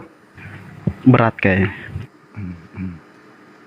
Ya memang, tapi kalau jujur enggak. Kalau diputar ya berat. Gampang kok ini. Kepada siapakah sebenarnya Kristen menyembah? Dan bagaimana cara menyembahnya? Aku atau si kawan itu tadi? Cek Simeon dulu Pak. Izin jaringan ya Bang. boleh, Saya boleh. masukin ke Lanjut. wifi dulu ya Bang. Saya masukin ke wifi sebentar ya Bang. Izin. Iya ya silakan. Atau Pak Tubagus bisa memberikan tanggapan to the point Pak, kepada siapa dan bagaimana caranya menyembah kepada Tuhan itu? Ya boleh, Bang. silakan. Ya. Saya dengar Marwah. tadi mulai gimana Pak Sastra Tepu udah siap atau saya yang jawab Pak Tepu? Bapak aja dulu silakan. Oke, gini. Saya lanjut sementara. Tadi kan ada Bang Juma mengatakan masalah Roh Kudus. Udah itu Bang, nggak usah dibahas itu, udah selesai. Ya jangan kayak gitu. Nggak boleh kayak gitu. Makrame mana Marwani? Astagfirullah. Ya udahlah lanjutlah kalian suka kalian lah situ. Topiknya udah berubah Bang. Berajuk pula. Ini topiknya udah berubah. Bang Juma udah kelar Pak Simeon. Kalau Anda ingin menanggapi, kalau kita umat Islam ya, kepada siapakah kami harus menyembah? Kepada Allah Subhanahu wa taala. Bagaimana caranya? Sebagaimana perintahnya sholat 5 waktu. Itu cara perintahnya, menyembah kepada Sang Pencipta. Nah, sekarang Kristen, kepada siapakah harus menyembah? dan bagaimana caranya? Gitu kira-kira. Mudah toh? Kalau menyembah, Yesus mengatakan, apa Kepada yang kau siapa? perbuat kepada saudaraku yang hina ini, Buset. Simon, oke lah. Buset. Kepada siapa bang? Sebutkan dulu objek penyembahan itu siapa dan caranya bagaimana? Apakah nyanyi-nyanyi? Apakah lompat-lompat? Atau bawa gitar? Itu Bukan mudah loh. seperti itu kan seremonial itu. Iya makanya Mengasih- kepada Tuhan Anda sembahan Anda kepada siapa Anda menyembah dan bagaimana caranya dan siapa yang ajarkan itu loh. Menyembah Tuhan itu, Yesus itu Tuhan, itu Allah, dia itu Roh Kudus. Oke. Jadi gimana caranya? Mm-mm. Yesus mengatakan, apa yang kau perbuat terhadap saudaraku yang hina ini, itu pula yang kau perbuat kepadaku. Jika kau mengasihi orang yang hina ini, itu kau perbuat kepadaku. Bukannya, oke. Itu yang dikatakan Oke. seperti itu. Oke. Baik. Anda menyembah kepada Yesus. Cara Anda menyembah kepada Yesus apa? Apakah pakai tangan? Apakah pakai Caranya seperti kaki? itu. Kasihilah sesamamu. Tidak lebih Caranya. dari itu. Caranya. Mengasihi orang. Buset. Itu bukan menyembah ke Yesus, menyembah ke orang itu namanya. Mengasihi orang. Caranya. Caranya. Mengasihi. Cara Anda Bukan. dengerin bahasa Indonesianya. Cara Ya. Anda menyembah kepada Yesus. Apakah pakai Cara mulut aja? menyembah kepada Yesus itu, Ah. bagaimana kau mengasihi itu sudah menyembah. Mengasihi kepada siapa? Sudah menyembah kepada Yesus, kepada Allah, kepada Roh Kudus semuanya. Caranya.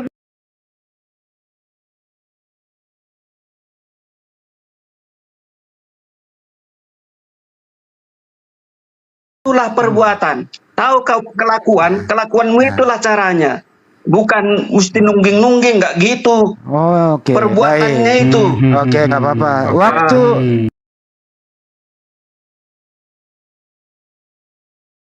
jadi Anda kalau menyembah Yesus itu pakai roh saja, pakai suara saja, tidak pakai gerakan. Itu hanya Tuhan tidak terlalu penting bagi Tuhan. Yang penting adalah Saya nggak nanya perbuatan. penting dan saya nggak nanya penting dan Perbuatanmu. tidak. Perbuatanmu itu yang penting. Caranya Anda menyembah itu, apakah Anda pakai kaki dan mulut atau hanya memakai suara saja? Perbuatan. Caranya, Mau pakai suara, mau pakai apa yang caranya, penting. caranya, Perbuatan tahu. caranya. Saya kasih contoh ya. Saya kasih contoh nih. Yesus waktu dia berdoa kepada Tuhan, dengerin dulu. Dengerin dulu. Waktu Yesus berdoa kepada Tuhannya, dia Dengarin dulu dengan perbuatan hidup ini. Saya nggak Kalau nanya apa perbuatan. Itu mana cuma tadi. Perbuatan ini hidup Ya. itu adalah perbuatan. Saya ulang Bukan lagi ya. seremonial. Saya ulang lagi. Waktu Yesus berdoa kepada Tuhannya di Bukit Getsemani itu, Iya. dia mengadakan tangannya, kemudian dia bersujud. Apakah itu salah? Iya. Salah apa tidak? Tidak. Apakah Anda melakukan Tidak. hal yang sama? Bisa. Kapan? Iya, setiap saat kapan aja perlu. Saya Tidak bisa tidak. dibatasi. Ada nggak caranya Yesus bagaimana Anda mengajarkan seperti itu? Kita berdoa kepada Tuhan itu seperti yang diajarkan Yesus. Itu ada tuh doa itu. Dia doa yang diajarkan Yesus. Bapa kami yang ada di sorga, dimuliakanlah nama, datanglah Itu namanya- kerajaanmu, jadilah kehendak-Mu di atas bumi Itu seperti dalam namanya surga. mulut. Ayo, Itu namanya mulut doang. Anda tidak seperti caranya Yesus. tadi kan sudah ku bilang, kau mengatakan seremonial, kata-kata boleh. Bagaimana Kata-kata Anda? boleh, tapi yang penting adalah Ba- perbuatan. Bagaimana Perbuatan Anda? itu. Wih, bagaimana Anda bisa bersujud seperti Yesus? Di gereja itu ada meja yang menghalangi kepala Anda sujud. Bagaimana itu? Yang paling penting bagi Tuhan itu adalah Mengasihi orang perbuatanmu, Artinya bukan adalah berapa kali satu hari, nggak penting bagi Tuhan Abala itu. nih. artinya adalah apa yang pernah dilakukan oleh Yesus Anda tidak lakukan. Setuju? Setuju. Bukan seperti saya berdoa, saya. Apakah cara Saya berdoa mengucapkan nama Tuhan, semuanya saya lakukan. apakah Tapi cara hal yang paling penting, kau kan bilang tadi, mana hal yang paling penting? Kau tadi katakan mana hal yang paling penting? Hal yang paling penting itu adalah perbuatan. Apakah cara Anda beribadah kepada Tuhan sama dengan yang dilakukan oleh Yesus? Jawab. Sama, karena dialah Injil yang jalan itu, Injil yang hidup. Apa yang Apakah- dikerjakan Yesus itu adalah Injil. Apakah Anda Tahu? Dengerin tahu dulu. kalau- Woi.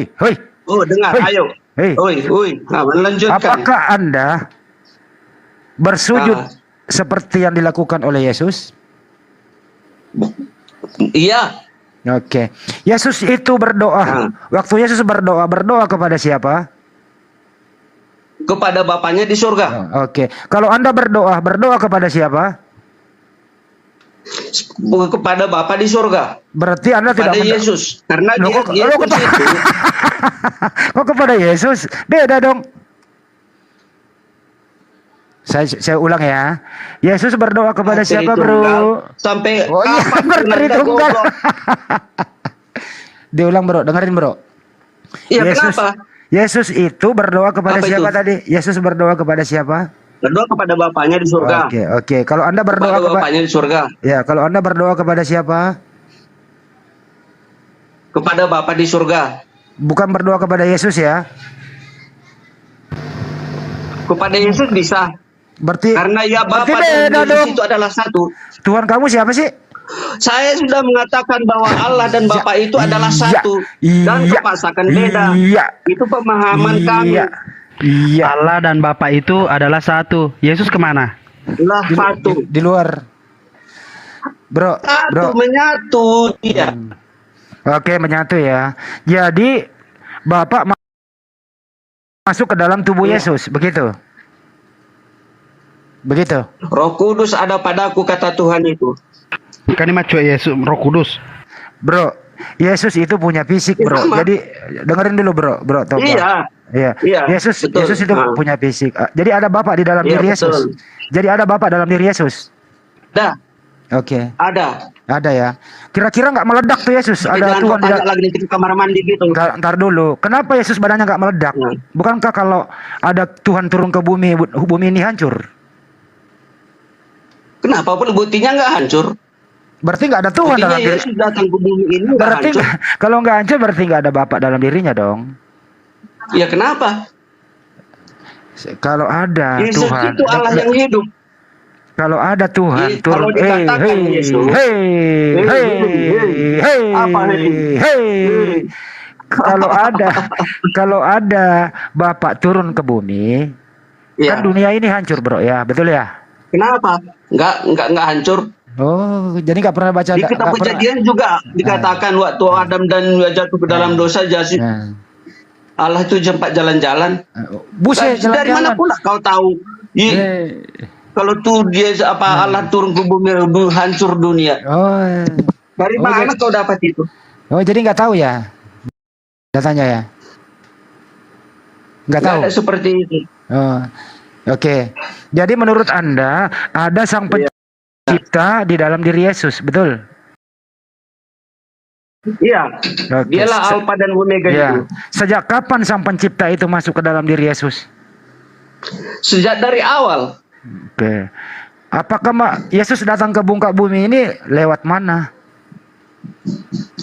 Lewat dilahirkan oleh Bunda Maria. Berarti Bunda Maria melahirkan Bapak yang menciptakan Bunda Maria. Dia dilahirkan dengan kekuatan Roh Kudus. Saya ulang lagi. Ada Bapak, Iya. ada sang pencipta di dalam diri Yesus. Betul? Iya. Betul. Oke. Yesus itu keluar dari rahim Bunda Maria, betul? Betul. Oke. Artinya Bunda Maria pernah mengandung sang pencipta, betul? Betul. Waktu sang pencipta terkandung, bagaimana kira-kira yang menjaga alam semesta? alam dia itu adalah Kan dia bukan di dalam, berarti ketika dia dikandung tidak berkuasa. oh, apa yang dia kuasai dalam kandungan?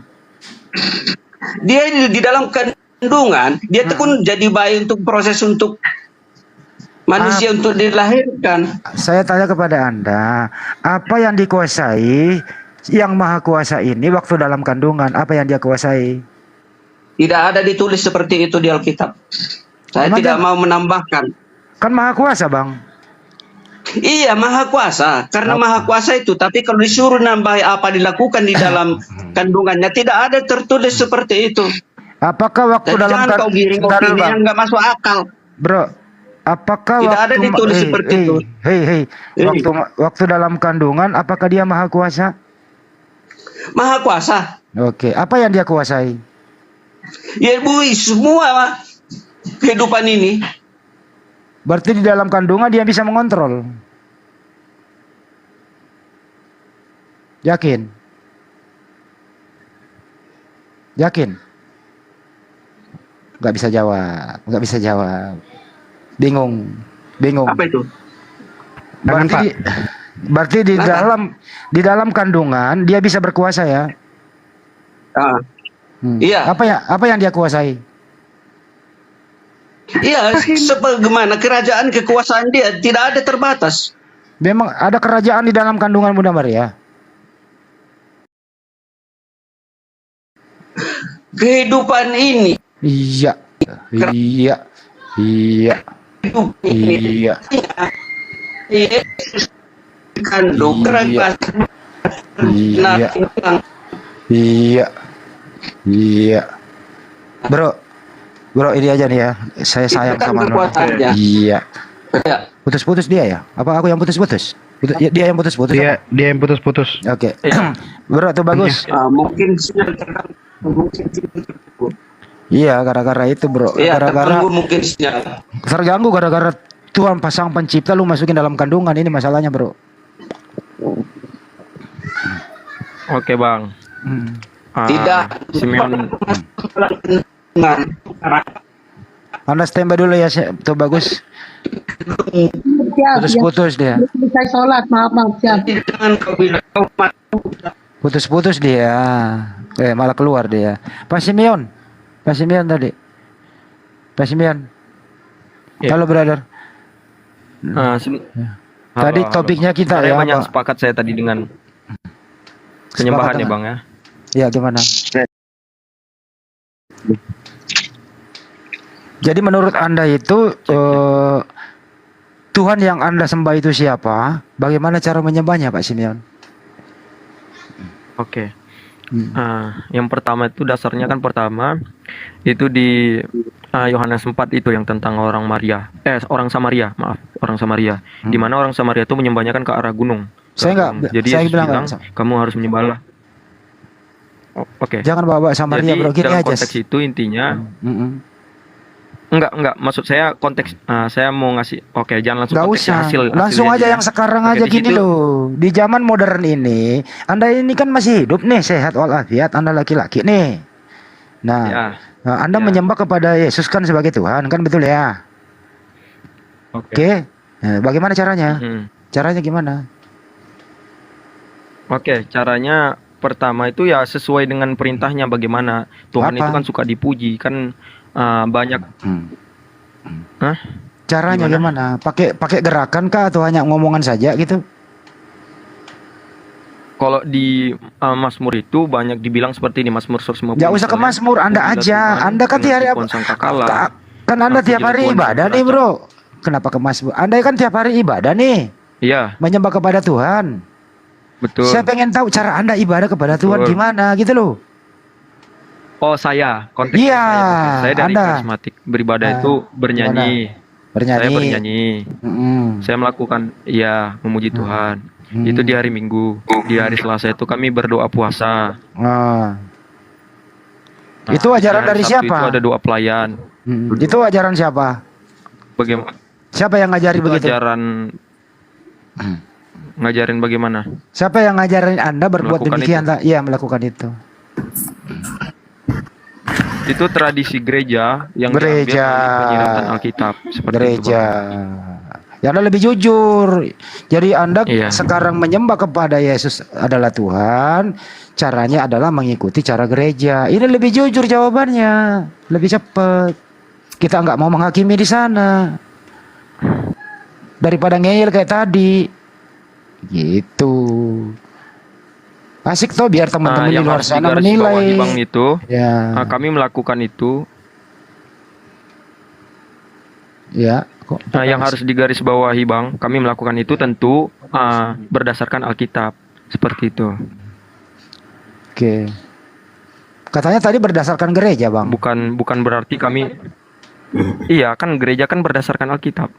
Itu Oke, bukan kalau- dua hal yang kontradiksi, Bang. Oke, di mana di dalam Alkitab perintah pergi beribadah di hari Minggu? Itu tulisan Rasul, Enggak, di mana tertulis? hari kebangkitan hari Minggu. Ya itu kan hari kebangkitan, bukan disuruh ke gereja. Kalau ditulis hari Tuhan itu kan kalau ke gereja, konteksnya ke gereja, tentu gereja belum ada kan di zaman Alkitab ditulis. Itu gereja belum ada gereja. Sedangkan orang Kristen perdana itu kan masih bergabung di sinagoga, bukan gereja. Tentu abang nyari di situ gereja Kenapa? sekarang nggak ada. Ya kenapa dari sinagoga berubah menjadi gereja? Kan beda konteksnya. Abang mungkin ini nggak sih, udah tahu nggak? Mungkin sejarahnya seperti ini. Jadi kan tentu Gini ya, Bo. kami Sinagoga itu tempat orang sebelum masuk itu membuka kasut, mencuci badan, masuk ke dalam tidak boleh pakai sepatu, menyembah kepada Sang Pencipta, bukan menyembah kepada Yesus. Oke, tidak menyembah kepada Yesus. Anda mengatakan bersumber dari sinagoga. Gereja terbentuk anak pecahan sinagoga, pakai sepatu, tidak perlu bersuci, menyembah, bernyanyi kepada Yesus. Beda, Bro. Beda banget, Bro. Oke, gitu ya. Abang ngambil di situ ya. Ya, Kalau memang- dari kami, itu yang saya katakan tadi, kami tidak mempermasalahkan itu. Bagaimana adat istiadat menyikapi itu, bagaimana dulu menyikapi itu kami terima. Jadi semua tradisi, bagaimanapun cara penyembahan seperti saya bisa. Jadi nggak ada yang dipermasalahkan soal bagaimana. Yang ditulis di dalam itu, misalnya pujilah, bermain musik, itu ada ditulis. Pujilah Tuhan dengan suaramu, dengan Oke. rebana, dengan seruling, dengan suara, bersorak-sorak. Itu ada ditulis. Oke, Jadi Bro. bagaimana Kenapa- kami mengadopsi Bro, sebagai tradisi oke, kebiasaan baik. hari Minggu, itu dari gereja. Oke, baik. Dari gereja ya. Kenapa tidak Anda mengikuti cara Yesus waktu Yesus sujud kepada Tuhannya? Kenapa nggak ikuti cara Yesus? Gimana? Kenapa Anda tidak mengikuti caranya Yesus berdoa dan sujud? Kenapa nggak ikuti cara Yesus? Oh, saya mengikuti di hari Sabtu itu. Kami ada 2 pelayan, kami sujud di hari Sabtu. Bagaimana Anda sujud di gereja, di depan Anda ada meja? Ada namanya di gereja saya itu menara doa. Menara doa itu nggak ada meja, nggak ada apa. Kan kalau perintah Yesus kan masuklah kamar, tutuplah pintu, berdoalah. Oke. Itu kan caranya Oke. juga kan bebas juga, Ya. nggak harus di Baik. dalam kamar seperti apa gitu. Baik, waktu Anda sujud dan berdoa itu berdoa kepada siapa?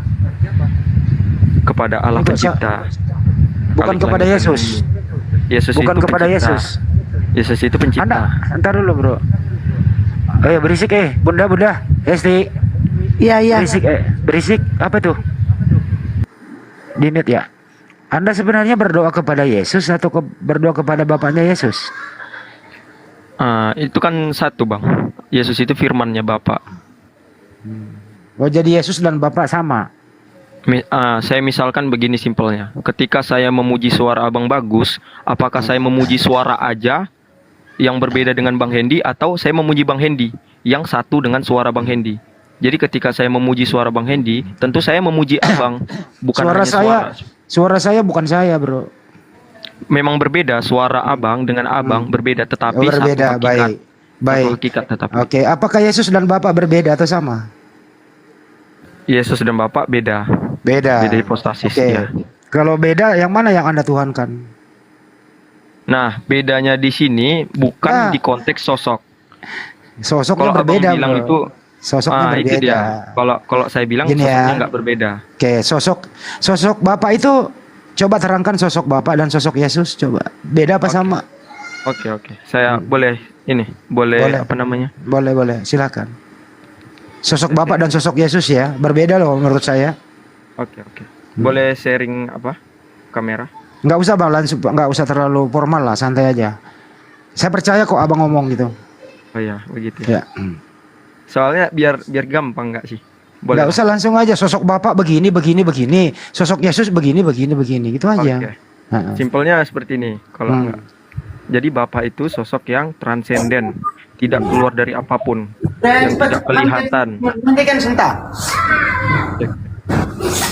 Ini suara siapa sih? Suara siapa nih? Ini suara siapa sih? Berisik. Ya, lanjut Bang, lanjut. Oke. Kalau Bapak transenden ya. ya kalau C1:15 kan Allah yang tidak kelihatan.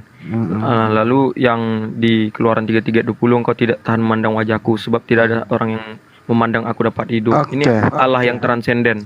Di 1 Korintus 8 ayat 6 juga dibilang, namun bagi kita hanya ada Oke. satu Allah saja, yaitu Bapa. Oke. Seperti itu. Kalau Yesus, Bapak udah Yesus. Kalau Yesus itu daya ciptanya Bapa tadi. Bagaimana Bapa menciptakan, bagaimana Allah menciptakan, bukan menggunakan ya, Enggak melalui. ya, langsung melalui Yesusnya aja. Yesusnya aja diterangkan, nggak usah asalnya. Oke. Bapak transenden, Yesus bagaimana? Yesus itu keluar dari sang Bapa tanpa meninggalkan Bapa. Alasan segala sesuatu ada. Jadi Yesus itu alasan segala sesuatu ada, atau Allah yang menciptakan. Ini juga Yesus juga. Enggak, Yesus transenden enggak, Bro? Bapak transenden, Yesus transenden Ya. enggak? Iya, tetapi menjadi imanen yang bersama kita. Oke, imanen. Transenden dan imanen beda atau sama? Berbeda. Ya kenapa Anda mau samain? Kok siapa yang samain? Saya kan Ya, bilang baru- beda tadi. Ya udah, kalau beda berarti yang mana yang Anda tuhankan? Enggak. Oh, oke. Secara konteks, kalau firman, kodrat firman itu transenden. Oke, di situ. Yang mana yang Anda tuhankan? Yang transenden, yang firman. Tentu yang Berarti yang firman. Kodrat manusianya. Oke. Berarti Yesus nggak Enggak. Tuhan ya? Jadi Yesus nggak Tuhan. Yesus ya Tuhan lah abangnya. Loh, gimana sih? Berarti Dia Tuhan Anda satu. dua. Kalau gini, Tuhan Anda gini, ada Bang. dua. Dengerin nih saya Kalau- lagi. Sebentar, Tuhan saya menjelaskan biar Tuhan tidak Anda salah. gini saya lagi. Tuhan Anda ada dua. Satu transenden, satu imanen. Betul? Salah. Oke. Bapak yang transenden itu Tuhan ya? Betul? Betul. Betul. Yesus yang imanen Tuhan ya? Betul. Berarti ada dua Tuhan. Satu imanen, satu transenden. Salah. Loh, gimana sih Anda yang sendiri yang Oke, mengiyakan saya terus Anda jelasin ya. menyalahkan sendiri? Oke, saya jelasin. Ya, monggo. Oke, jadi Yesus, kalau bicara Yesus itu pribadinya Yesus. Nah, pribadinya Yesus ini memiliki dua kodrat. Yang pertama itu kodrat ilahi. Jadi ketika kodrat berbicara tentang Yesus, saya bilang transenden itu merujuk kepada kodrat ilahinya, karena ini tidak terpisah. Jadi ketika saya bilang Yesus imanen, itu ke kodrat manusianya yang tidak terpisah juga. Jadi ketidakterpisahan inilah makanya saya bisa bilang Yesus ini transenden sekaligus imanen, karena tidak terpisah. Tetapi kalau abang bertanya apakah kodrat ilahinya Yesus transenden, enggak imanen. Lalu kalau abang bertanya apakah kodrat manusianya Yesus transenden, tidak transenden tetapi imanen, begitu. Oke, gantian ya. Saya pakai data deh, ada yang minta pakai data. Yohanes 5:37 berkata, Yohanes gini, suaranya pun tidak bisa kau dengar, rupanya pun tidak bisa kau dengar. Itulah Allah Bapa di surga yang transenden. Tidak ada satu manusia pernah melihat rupanya dan mendengarkan suaranya. Itu Bapa di surga. Jangan sampai ada manusia nekat di muka bumi pernah melihat dia itu. Satu. Itu Yesus yang ngomong ya, Yohanes 5:37. Sedangkan Yesus sejak umur 1 hari sudah banyak orang yang lihat. Bahkan sampai digebukin di tiang salib, bangkit, mati, makan ikan goreng, bangkit lagi, terangkat ke surga. Beda pertanyaan saya. Yohanes 5:37 ini kita deal. Apanya yang sama? Kalau Yesus sendiri berkata demikian, Bapa lebih besar daripada aku. Yohanes 14:28. Satu lebih besar, satu tidak besar. Apanya yang sama? Silakan. Oke, boleh kamera nggak, Bang? Biar gampang aja sih. Soalnya capek. Nggak usah tinggal sebut kayak tadi pakai data gitu loh. Nggak usah ditampilin, orang percaya kok. Wow, segitiga. Begini, oke, saya misalin ya. Ya. Jadi Bapa ini Allah ya, ini Allah. Yang segitiga ini biar gampang ya. Ya Allah. Tidak ada mos, jadi agak segini. Oke, ini Bapa, ini Anak,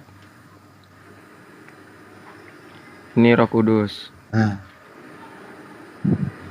Jadi Allah ini transenden. Tadi saya sepakat. Yang ayat-ayatnya juga Abang udah baca. Saya sepakat. Jadi Allah ini transenden. Begitu juga Bapa transenden. Nah, yang menjadi manusia ini, Anak ini keluar dari Bapa. Jadi menjadinya Yesus. Nah, Yesus ini dua kodrat. Yang tentu yang satu anak, yang satu manusia. Ini. Biarin. Oke. Sampai Jadi sini dulu. yang transenden. Oke, saya jelasin ya. Jadi yang transenden ini tetap transenden, tidak pernah terlampaui yang seperti Abang bilang, karena Allah itu konsisten. Jadi memang transenden terus, tidak kelihatan, tidak terhampiri. Nah, ketika dia berinkarnasi menjadi Yesus, Yesus ini memiliki dua kodrat, jadinya kodrat anak atau firman dan kodrat manusia. Nah, kodrat manusia ini imanen, ini terlihat oleh mata. Ini yang Allah yang transenden ini karena satu, ini kan satu kan? Anggap ini bulat ini anggap simbol satu. Nah, yang satu ini karena Allah ini satu dengan kodrat manusianya. Jadi imanen, Allah bisa disebut imanen karena kodrat manusianya. Seperti Gantian itu. ya, Bang. Oke, Nanti saya tanya dulu ya. Yang keluar dari Bapak itu jangan ditutup, biarin aja di situ biar teman-teman lihat. Bebas Anda kok neranginnya. Kita nggak mau juga memberi penghakiman di sini ya. Kita hanya masuk akal apa enggak. Yang keluar dari Bapak itu termasuk fisiknya Yesus atau hanya rohnya saja? Yesus saja. Saya ulang ya. Yang keluar dari Bapak itu termasuk fisiknya Yesus atau rohnya saja? Oh. Yang keluar Itu tadi Anda keluarkan menjadi Y. Ikan Yesus punya fisik dan roh, bro. Iya, ini maksudnya Gimana sih, bro? betul. Iya, Ini saya tanya jelasin dulu. Yang dengerin. A keluar menjadi Y. Oke. Ya, Y ini ada fisiknya. Ada fisiknya toh, Yesus. Betul. Pertanyaan saya, ini fisiknya nih. apakah fisiknya Yesus keluar juga dari Bapak? Oke, saya jawab ya. Ya. Jadi yang A ini Yesus ini karena kecil tadi, ini karena yang ini kecil. Jadi nggak bisa saya buat besar gini. Oke, jadi ini Yesus. Ini Yesus saya bikin. Tinggal dijawab aja, bro. Itu jadi gampang Yesus kok. Dia punya A. Ini kodrat ilahinya. Iya, bentar Bang, bentar. Oke. Kodrat ilahinya ini dari Bapa. Ini yang transenden tadi. Fisiknya? Saya bilang ini transenden. Fisiknya dari mana? Ini transenden. Fisiknya dari mana? Fisiknya dari rahim tadi. Kan Yesus kan Kok berbeda, kok berbeda asal ya? Kok berbeda asal? Abad 1. Kok bisa berbeda asal, Leo? Kok bisa? Ya, fisiknya dari rahimnya Bunda Maria, rohnya dari Bapak. Kok bisa berbeda asal? Gimana ceritanya? Ya kan berinkarnasi artinya itu bagaimana ceritanya? Iya. Ceritanya? Memang seperti saya jelasin ulang ya. Anak ini menjadi manusia bernama Yesus. Ini memiliki dua kodrat. Yang pertama kodrat ilahi, yaitu anak Allah. Yang kedua itu kodrat manusianya. Oke, dua kodrat Yesus. Oke, dua kodrat. Manusianya ini baru ada. Oke, yang kekal itu, yang ada sejak kekekalan itu yang anak. Saya nggak nanya kekekalan dulu. Baru ada waktu dilahirkan, baru ada waktu di kandungan. Oke, stop dulu sampai sini. Yesus dua kodrat. Ya, dua kodrat. Kodrat manusia dan kodrat ilahi. Oke. Pertanyaannya sederhana loh, bro. Kodrat manusia ini keluar dari mana? Kodrat ilahinya keluar dari mana? Ilahinya itu keluar dan datang dari Allah. Kalau manusianya? Ini lihat ini tetap ya. Ini Kalau manusianya, yang atas ini yang ini. kalau gimana sih lu Kalau bro? manusianya, Ah, kalau manusianya yang tadi saya bilang dari abad 1 baru ada. keluar dari mana? Itu yang dilahirkan itu. Keluar dari kandungan lah. Oke, Kan udah kita artinya bahas tadi. baik. Artinya Bunda Maria ini hanya melahirkan mayat, tidak melahirkan keilahian di dalam diri Yesus, betul? Salah. Salahnya di mana? Coba Salah. terangkan. Oke. Jadi manusia ini manusia sejati ya. Manusia sejati itu punya susah nggak ada mos. Manusia sejati ini punya roh, tubuh dan jiwa. Jadi sejak kandungan pun Yesus ini memiliki roh, tubuh dan jiwa yang kodrat manusianya. Nah, kodrat ilahinya ini keluar dari Bapa tadi ini daya ciptanya Allah atau firman Allah. Atau begini saya persingkat. Apakah kodrat ilahinya ini datang ke muka bumi ini melalui rahim juga atau tidak? Kan kalau abang baca ayatnya, Maria itu mengandung dari Roh Kudus. Saya Bagaimana tanya singkat loh, satunya bro. itu tidak bisa dijelaskan. Saya gini bro ya. Kan di dalam diri Yesus itu ada kodrat manusia, ada kodrat ilahi. Oke. Apakah kodrat ilahi ini ada di muka bumi bersama Yesus melalui rahim Bunda Maria atau tidak? Sederhana toh.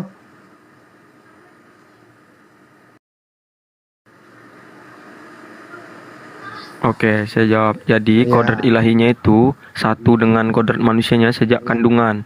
Jadi sejak 1 hari dalam kandungan itu sudah satu. Artinya adalah kodrat ilahi tidak keluar dari Bapa, tapi keluar dari rahim Bunda Maria bersama kodrat manusianya. Betul apa betul?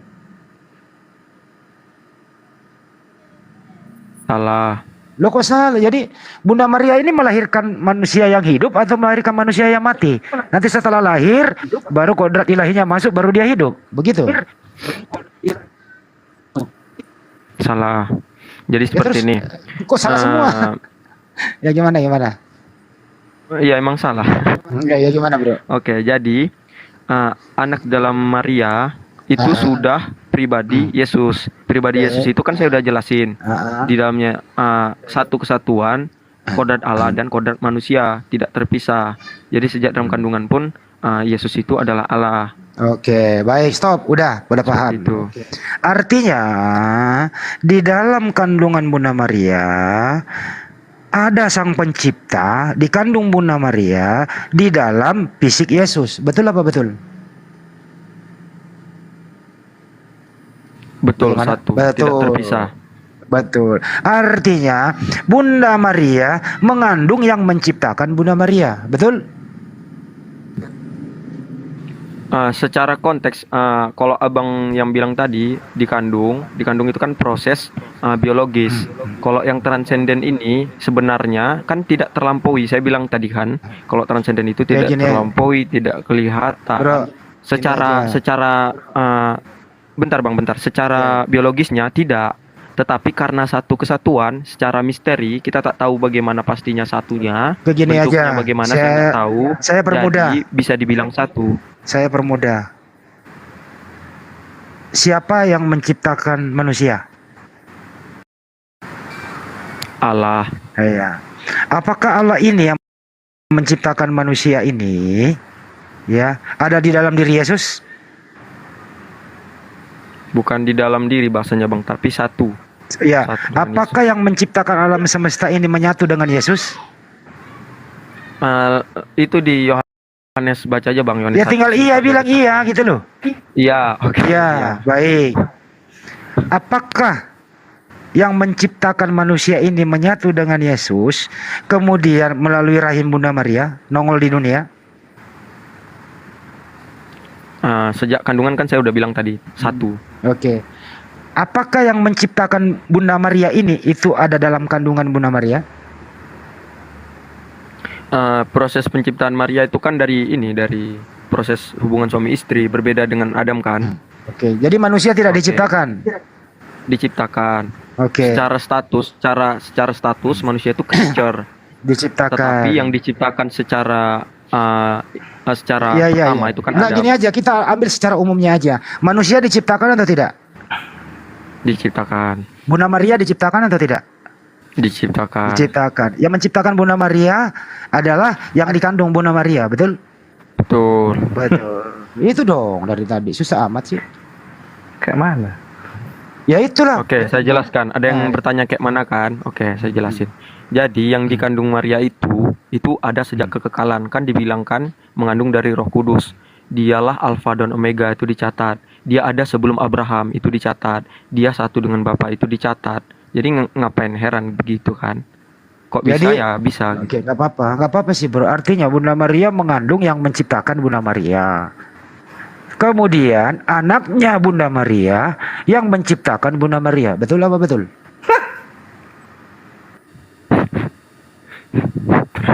Gimana tadi Bang?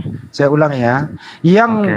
dikandung Bunda Maria adalah yang menciptakan Bunda Maria. Betul. Bunda Maria melahirkan yang menciptakan Bunda Maria. Kemudian anaknya Bunda Maria adalah yang menciptakan Bunda Maria. Betul?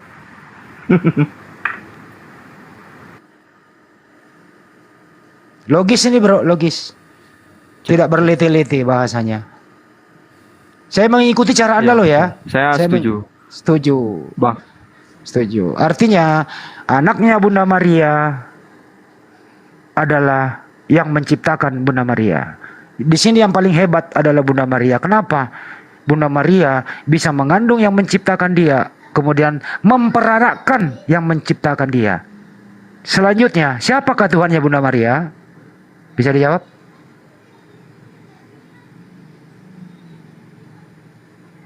cek Apakah cek. Halo. apa? Sorry, Bang, Selanjutnya, sorry terputus. selanjutnya siapakah Tuhannya Bunda Maria? Apakah anakku adalah Tuhan atau Tuhan bukan anakku bukan Tuhan? Bagaimana tuh? Bukan anakku. Oke, kan kalau kita tahu Maria itu sebelum melahirkan dia juga menyembah Allah. Nah, yang disembahnya itu juga adalah Yesus. Oke, jadi Bunda Maria menyembah anaknya. Artinya begini Bang, artinya sebelum Yesus lahir itu Yesus sudah ada. Itu kan udah saya bilang tadi, Iya, sudah iya. tercatat. Iya, Aku ada paham, sebelum paham. Abraham ada, Iya, aku dan iya. Bapa adalah satu. Oke, paham ya? Oke, Oke. terima kasih. Waktu Yesus ada di muka bumi, ya, karena Bunda Maria mengandung yang menciptakan dia, kemudian memperanakkan yang menciptakan dia, begitu. Anaknya yang pencipta ini sudah ada di bumi, gitu. Waktu Yesus masih bayi, seiring umurnya sampai dewasa, begitu. Bunda Maria dan Pak Yusuf suaminya ini menuhankan siapa ya?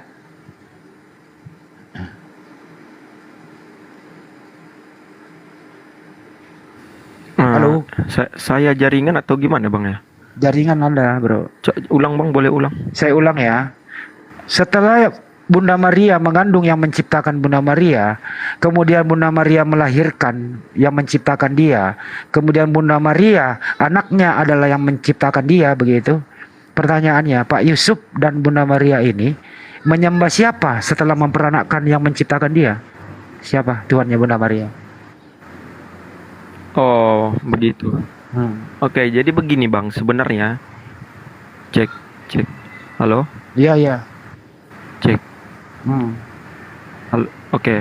Jadi seperti ini. Bahkan ketika orang menyembah Allah, ketika konsep kekristenan itu kan tentu menyembah Allah Tritunggal. Nah, ketika menyembah Allah Tritunggal, Yesus juga disembah di sana. Karena Yesus itu tidak terbatas. Walaupun Yesus di bumi, Yesus tetap di dalam Allah. Saya Yesus nggak tetap nanya itu, bro. menciptakan, Yesus tetap berfirman. Saya nggak nanya itu, pertanyaan sederhana loh ya. Itu biar Nggak usah, langsung aja. Bunda Maria itu setelah dia mengandung yang menciptakan Bunda Maria, kemudian Bunda Maria melahirkan yang menciptakan Bunda Maria, kemudian Bunda Maria memperanakkan yang menciptakan Bunda Maria. Pertanyaannya, Bunda Maria setelah dia bersalin punya anak yang menciptakan Bunda Maria itu menuhankan siapa? Apakah anaknya atau bukan? menuhankan Yesus lah. Berarti menuhankan anaknya.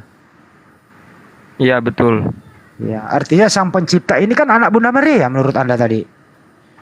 Iya, betul. Iya, Saya setuju. Ya setuju. Artinya ya jelas bro. Ini Anda jujur gitu loh. Jadi kesimpulannya adalah teman-teman, Bunda Maria menyembah anaknya karena anaknya yang menciptakan Bunda Maria. Pertanyaan selanjutnya, ini aneh nanti bro. Bagaimana kira-kira? Enggak, bentar. Bentar bro, saya lagi, dikit lagi. Kalau ini anaknya Bunda Maria ini sedang tidur nyenyak setelah dia dikasih ASI oleh ibunya, apakah anak ini dibangunkan kalau waktunya untuk menyembah? Bagaimana bro? Oke, ini konteks menyembah yang tadi abang maksud itu berarti saya salah paham. Maksud abang apakah Maria sujud-sujud menghadap Yesus sujud gitu? Itu enggak. Mas Andi kan Andre. Seperti ini. Maksud. Oke. Ya, ya. Jadi begini. Ya. Ketika itu tentu Maria juga ke sinagoga. Nah, ketika ke sinagoga dia menyembah Allah. Ketika menyembah Allah juga dia sudah menyembah Yesus. Ngapain jauh-jauh ke sinagoga? Orang Tuhannya dia lagi gendong-gendongin Tuhan kok. Betul. Ngapain jauh-jauh ke sinagoga? Nah, lihat ketika Yesus sudah diangkat, Yesus juga Maria juga yang menyaksikan, termasuk yang Gua gini ya bro ya. 500 orang, juga termasuk yang 120 orang di loteng Yerusalem. Jadi begini di ya. loteng Yerusalem, Bunda Maria juga menyembah Yesus. Begini Seperti bro, itu. gue curiga ini. Anda ini sok tahu. Jangan-jangan Bunda Maria nggak tahu kalau anaknya adalah sang pencipta itu. Anda yang tahu belakangan Oh, gitu loh. gini.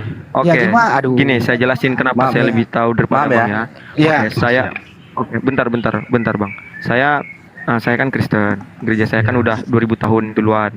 2000 tahun lalu. Jadi, ketika data-data yang saya berikan, jadi Maria itu termasuk dalam 120 orang di loteng Yerusalem yang berkumpul Anjay. untuk menunggu Roh Kudus. Dan di situ tentu mereka menyembah Yesus, menyembah Allah. Itu termasuk Maria. Jadi itu terbukti dengan sejarah gereja, bukan asumsi atau bagaimana. Begitu. Luar biasa. Habis satu piring kagak berasa. Ketawa mulu gua.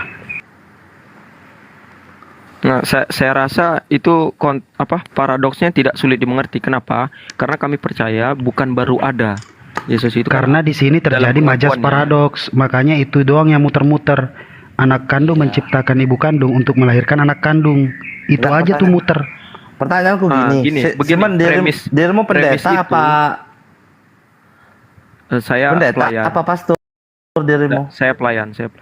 Oh, Pelayan. pelayan. Oh, berarti dirimu bukan pendeta atau pastor toh. Bukan. Nah, ya maaf ngomong nih. Berarti maksudku pengetahuanmu juga belum sebanyak mereka gitu kan. Jadi dirimu di sini Betul. nggak bisa berasumsi terlalu jauh dong. Ini kan TikTok, semua orang bebas Iya, berakses. oke, betul. Begini bang, izin ya bang Prabu ya.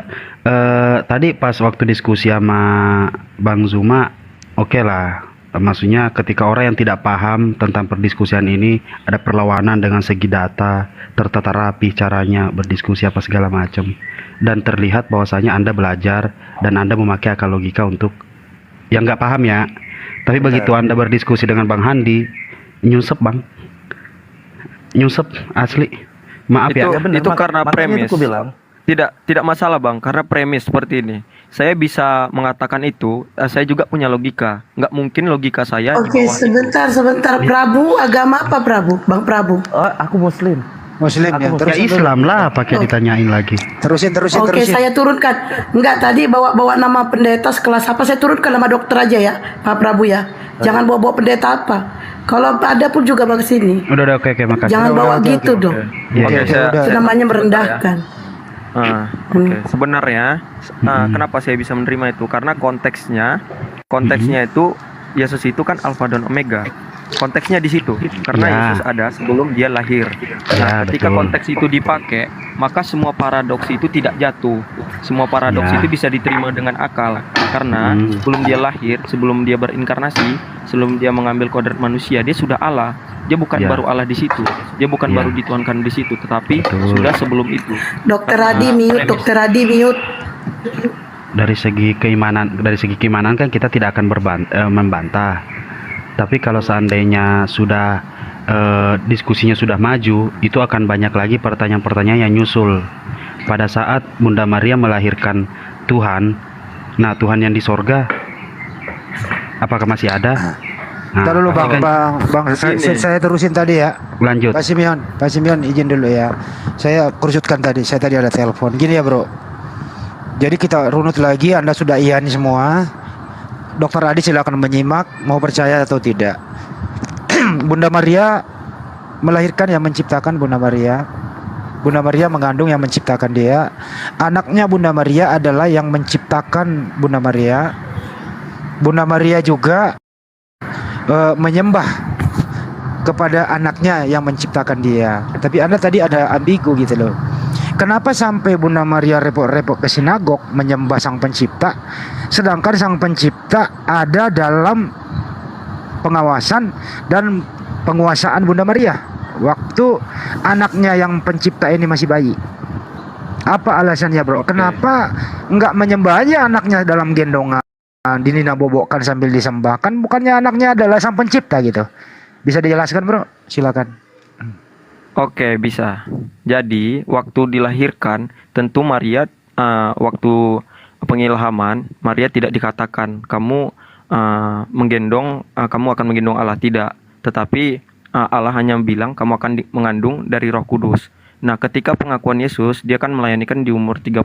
Disitulah pengakuan-pengakuan terbukti. Tetapi, tanda-tanda dia udah dari kecil. Misalnya, di umur 12 tahun, dia sudah berbicara dengan ahli-ahli agama di Bait Allah. Itu Maria sebenarnya dalam pandangan itu belum tahu, tetapi sudah terheran-heran karena kan Yesus kan bukan dari kandungannya, tetapi Maria tetap terheran-heran di sana. Nah, ketika sudah sampai umur 30 dengan pengakuannya, dengan dia beraktivitas, Maria mengerti di situ bahwa dia ini adalah anak Allah, Mesias yang dinubuatkan di Perjanjian Lama. Dan itu artinya di saat itu Maria menyembah Yesus, dan terbukti di loteng Yerusalem Maria ikut menunggu Roh Kudus dan menyembah Yesus di sana. Baik. Baik. Kalau Bunda Maria menyembah Yesus yang di sana, padahal sebenarnya Yesus dalam genggaman dia sedang susui, berarti ada dua Yesus begitu ya? Yesus dia gendong. Saya udah jelaskan. Saya dulu bro. Saya dulu dong. Bunda Maria sedang menggendong Yesus yang pencipta alam semesta ini adalah anaknya. Terus kemudian Bunda Maria pergi ke sinagog menambah Yesus yang lain. Sebenarnya ada berapa Yesus bro? Silakan dijawab dulu. Oke, tadi saya udah mengeluarkan chartnya ya, saya tunjukkan lagi ya. Oke, ini. Ini yang atas ini. Ini tadi saya udah bilang, yang atas ini tidak pernah berubah. Jadi ketika anak keluar, dia tidak pernah meninggalkan juga. Kan Allah kan tidak terbatas. Allah itu tidak terlampaui. Jadi ketika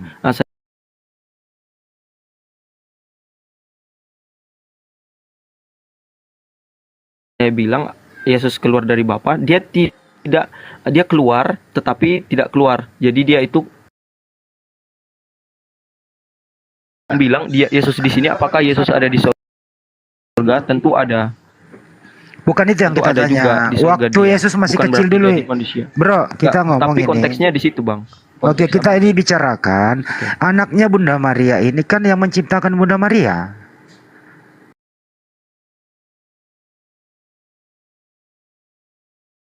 Bunda Maria tahu kalau yang dia lahirkan dan anaknya itu adalah yang menciptakan Bunda Maria. Menurut Anda Bunda Maria tahu apa tidak?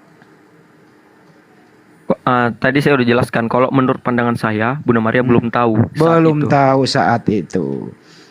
Kalau saat itu Bunda Maria tidak tahu, kenapa Anda sok tahu? Siapa yang beritahu Anda? Anak ibunya saja dia nggak tahu. Anda bukan keluarganya, kenapa Anda tahu? Siapa yang ngasih tahu? Ngasih tahu bagaimana? Bunda Maria nggak tahu kalau yang dia kandung. Dengerin dulu ya.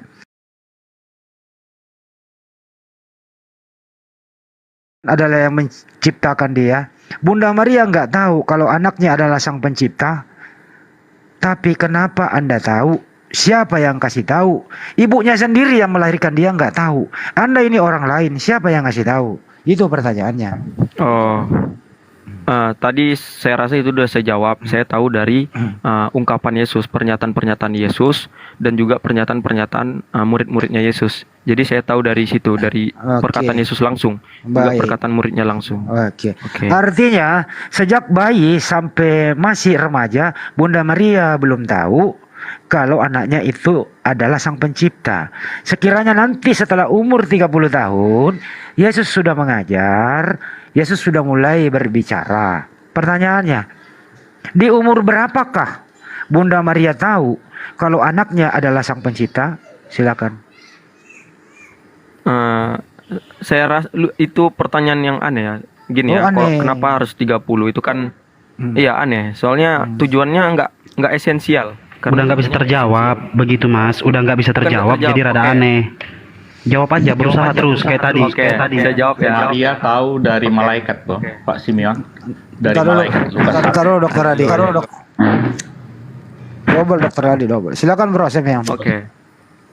Kalau saya berasumsi, tentu Yesus mulai bisa berbicara di depan umum, boleh mengaku itu di umur 30 menurut adat istiadat Yahudi. Nah, Oke. menurut saya sekitar umur segitulah. Oke. Begitu sih. Artinya Bunda Maria baru tahu anaknya yang sebenarnya waktu berusia 30 tahun. Betul apa betul? Itu asumsi saya ya. Itu asumsi saya. Iya, artinya Betul. Bunda Maria sesuai dengan asumsi Anda, Bunda Maria tahu keadaan anaknya yang sebenarnya setelah Yesus 30 tahun. Jadi, Bunda Maria sudah tahu anaknya pencipta alam semesta setelah Yesus umur 30 tahun berdasarkan asumsi Anda. Pertanyaannya begini Bang, konsekuensinya apa? Apa yang membuat Ya. itu menjadi Yesus bukan Tuhan? Itu Abang harus Enggak. jelasin itu Iya, iya, lucu. ntar saya Pertanyaannya nggak jelas. Ntar saya ke sana. Pertanyaan selanjutnya atau Enggak, kita langsung ada aja. ntar dulu. Langsung Data aja. selanjutnya adalah apakah setelah Bunda Maria tahu anaknya Tuhan pencipta alam semesta di usia 30 tahun, Bunda Maria tidak ke sinagog lagi. Dia hanya kalau mau menyembah, "Hei anakku, pulanglah, ibu mau menyembah." Apakah seperti itu? Oke, Silakan. jadi ketika umur 30 tahun, Yesus sudah bersama murid-muridnya. Begitu. Jadi Yesus ketika mengajar dan umur 33 kan Yesus kan disalib dan naik ke surga. Nah, setelah itu Maria itu ikut kumpulan dari para rasul, mereka ke sinagoga. Baru ketika di tahun 80 sudah terpisah dengan sekumpulan orang sinagoga, baru terbentuklah komunitas gerejawi, komunitas gereja-gereja seperti itu. Oke, begini Jadi bro. bukan Ya. gimana? Yesus di luar mengajar 30 tahun. Bunda Maria ada di rumah. Tapi Bunda Maria saatnya menyembah Tuhan yang anaknya yang sedang jalan itu, apa yang terjadi? Apakah Bunda Maria menelpon anaknya, "Hai, pulang dulu, woi. Ibu mau menyembah. Jangan lama-lama di luar." Apa seperti itu? Oke, itu sarkas ya, nggak ada teleponnya. Jadi Maria tetap menggunakan bagaimana di sinagoga. Kalau abang tahu kan sampai tahun 80 kan orang rasul, para rasul juga di sinagoga. Jadi tata caranya semuanya masih sama dan menyembahnya itu seperti menyembah Elohim, tidak ada beda. Kenapa? Karena kami bukan menyembah Elohim yang lain, kami tetap menyembah Elohim yang sama. Maka di Berarti sinagoga pun kami menyembah hal yang sama. Berarti Bunda Maria tidak pernah menyembah anaknya, betul? Aduh, ini Bang, inilah yang saya bilang tadi, ini terulang-ulang. Saya kan sudah gambarkan chartnya juga bahwa Yesus itu adalah firmannya Elohim itu sendiri. Jadi, abang simpulkan sendiri lah. Saya rasa itu bukan Bro, pertanyaan yang Anda ini tadi ya, gini yang bro, berulang terus. bro, Anda Mana? tadi mengatakan Bunda Maria tahu secara utuh anaknya adalah Tuhan yang menciptakan Bunda Maria setelah umur 30 tahun. Yesus ini nggak selamanya ada di rumah. Dia kadang keluar mengajar bersama murid-murid. Pertanyaannya, kalau anaknya tidak ada di rumah, Bunda Maria ingin menyembah anaknya, apakah Bunda Maria mencari anaknya atau nyuruh orang untuk segera pulang, ibu mau menyembah anak, kira-kira begitu. Bagaimana yang terjadi, bro? Oke, kan saya udah jawab tadi. Jadi Maria pun bahkan rasul lain tetap menyembah itu di sinagoga dengan cara yang sama, dengan cara yang percis sama. Jadi ketika menyembah Elohim itu bukan menyembah Allah lain, itu sudah menyembah yang satu hakikat dengan Yesus. Itu bukan menyembah Allah lain. Oke, Kami tidak menyembah Allah yang paham, berbeda. Saya paham. sudah jawab sebenarnya dari tadi. Jangan diulang lagi, Artinya Bang. Bunda Maria kalau mau menyembah dia ke sinagoga. menyembah anaknya, tapi anaknya nggak ada di situ. Ya, contoh nih ya, anaknya ada di tempat A, sinagoge ada di tempat B. Bunda Maria kalau mau menyembah anaknya, dia ke B, ke sinagoga. Artinya, jangan-jangan Bunda Maria nggak tahu, bro, kalau anaknya adalah Tuhan yang menciptakan dia. Kenapa dia nggak nyari anaknya aja, bro? Gimana tuh? Oke, nah, itu yang saya bilang tadi ya, Yesus ketika menjadi inkarnasi, dia tidak pernah terpisah, dia tetap satu dengan Allah. Jadi ketika orang menyembah Elohim, Yesus sedang mengajar, Yesus itu maha kuasa, firman itu maha kuasa, transenden, paham, dia transenden. Oke, paham ya maksudnya? Paham. Jadi Artinya ketika begini. menyembah Elohim, gimana? Artinya Bunda Maria menyembah Elohim yang ada dalam diri anaknya yang menciptakan Bunda Maria, tapi tidak mesti harus ada Yesus di depan dia. Karena dimanapun Bunda Maria menyembah, tetap di situ ada Elohim anaknya Bunda Maria. Betul? Betul. Betul. Hebat juga Yesus ya. Yesus ada lagi ngajar misalnya di gedung A, tapi orang bisa menyembah Yesus di gedung B. Betul ya? Betul, bukan Betul. hanya itu Bang. Kalau Oh, Kristen hebat percaya juga itu, ya Yesus ya. betul. Jadi melampaui segala tempat Bang. Kalau Allah kami itu memang maha kuasa. Ya, Jadi ya, ketika ya. ada orang percaya di Jawa, di Sumatera, di Kalimantan, Tuhan kami itu tetap bersama kami, tetap menaungi kami. Allah Ya, kami udah itu tidak paham, Bang. terbatas ruang dan waktu, ada di mana-mana. Itulah maha kuasanya Tuhan kami Siap. Bang, seperti itu. Udah paham Siap. kita, Bang. Saya ulang ya. Oke. Jadi Jangan Yesus diulang lagi, Bang. Enggak, Jangan iya, diulang Bang. lagi. Enggak, biar jelas, Bang. Enggak, kesimpulan aja. Jadi Yesus ada di kampus A misalnya mengajar. Yesus ada mengajar di sana aktivitas. Tapi di gedung B anggap sebagai sinagoga, tetap orang menyembah ke sinagoga, tapi menyembah orang yang sedang mengajar di kampus A. Betul? Betul. Betul. Hebat juga ya. Gak apa-apa, kita jangan tertawa karena ini Oke, memang itu kalau lucu. itu kalau dikontekskan ya. Oke, saya jelasin Bang. Saya harus ya. bertanggung jawab menjelaskan itu kenapa betul. Oke, boleh. Jadi gini Bang. Jadi ketika saya bicara tentang Yesus, kodrat ilahinya ini saya percaya itu betul-betul kodrat ilahi. Nah, ketika berbicara kodrat ilahi, maka dia tidak terbatas ruang dan waktu. Jadi Oke. Yesus bisa hadir tepat waktu di tempat saya, juga bisa tepat waktu di tempat Bang Adi. Jadi Tuhan kami bukan berarti dua sosok, bukan berarti capu ada sih dua, kaluru. bukan seperti itu. Begini, Dan saya Bro. juga bercerita, misalnya saya berdoa kepada Tuhan Yesus dan Bang Adi juga berdoa kepada Tuhan Yesus di Oke, Tuhan oke. yang sama di satu waktu yang sama. Bukan Oke. berarti Yesus mendengarkan saya, tidak mendengarkan Bang Adi, tidak. Tetapi Yesus mendengarkan dua-duanya secara sempurna dan bersama. Kenapa? Karena itu Allah tidak terbatas ruang dan waktu. Tidak harus mendengarkan saya saja, tidak bisa orang lain. Bukan, itu bukan konteks berbicara tentang Ya, kemahakuasaan oke. Tuhan. Contoh bro ya, contoh nih, Oke. Yesus setelah selesai aktivitas mengajar di luar, tentu kan sebagai anak yang berbakti kepada ibu nggak mungkin dong nggak pulang. Yesus kan nggak punya keluarga kecuali ibunya gitu ya. Nah Yesus pulang nih bro, Yesus pulang, tentu butuh istirahat lah. Terus kemudian Bunda Maria mau menyembah begitu. Apakah Bunda Maria ke sinagog? Nggak usah ke sinagog dah. Tuhan ada kan di rumah gua, mending di rumah aja begitu. Saya sembah anak saya aja yang sedang istirahat. Bisa nggak kayak gitu bro? Kalau dari itu sebuah asumsi, apakah mungkin seperti itu? Saya tidak tahu. Kalau apakah mungkin seperti itu? Karena kalau konteksnya yang saya lihat, Maria itu tunduk dan pergi ke sinagoga terus. Rasul juga seperti itu. Jadi Kalau murid-murid begitu- Yesus, kalau walaupun begitu, Bunda- mereka murid Yesus, mereka tetaplah membaca di sinagoga. Mereka tetap Kalau begitu bu, di sinagoga. kalau begitu bro, Bunda Maria nggak tahu dong kalau anaknya sang pencipta. Saya sudah bilang tadi di loteng Yerusalem, Maria pun menunggu Roh Kudus. Itu dicatat.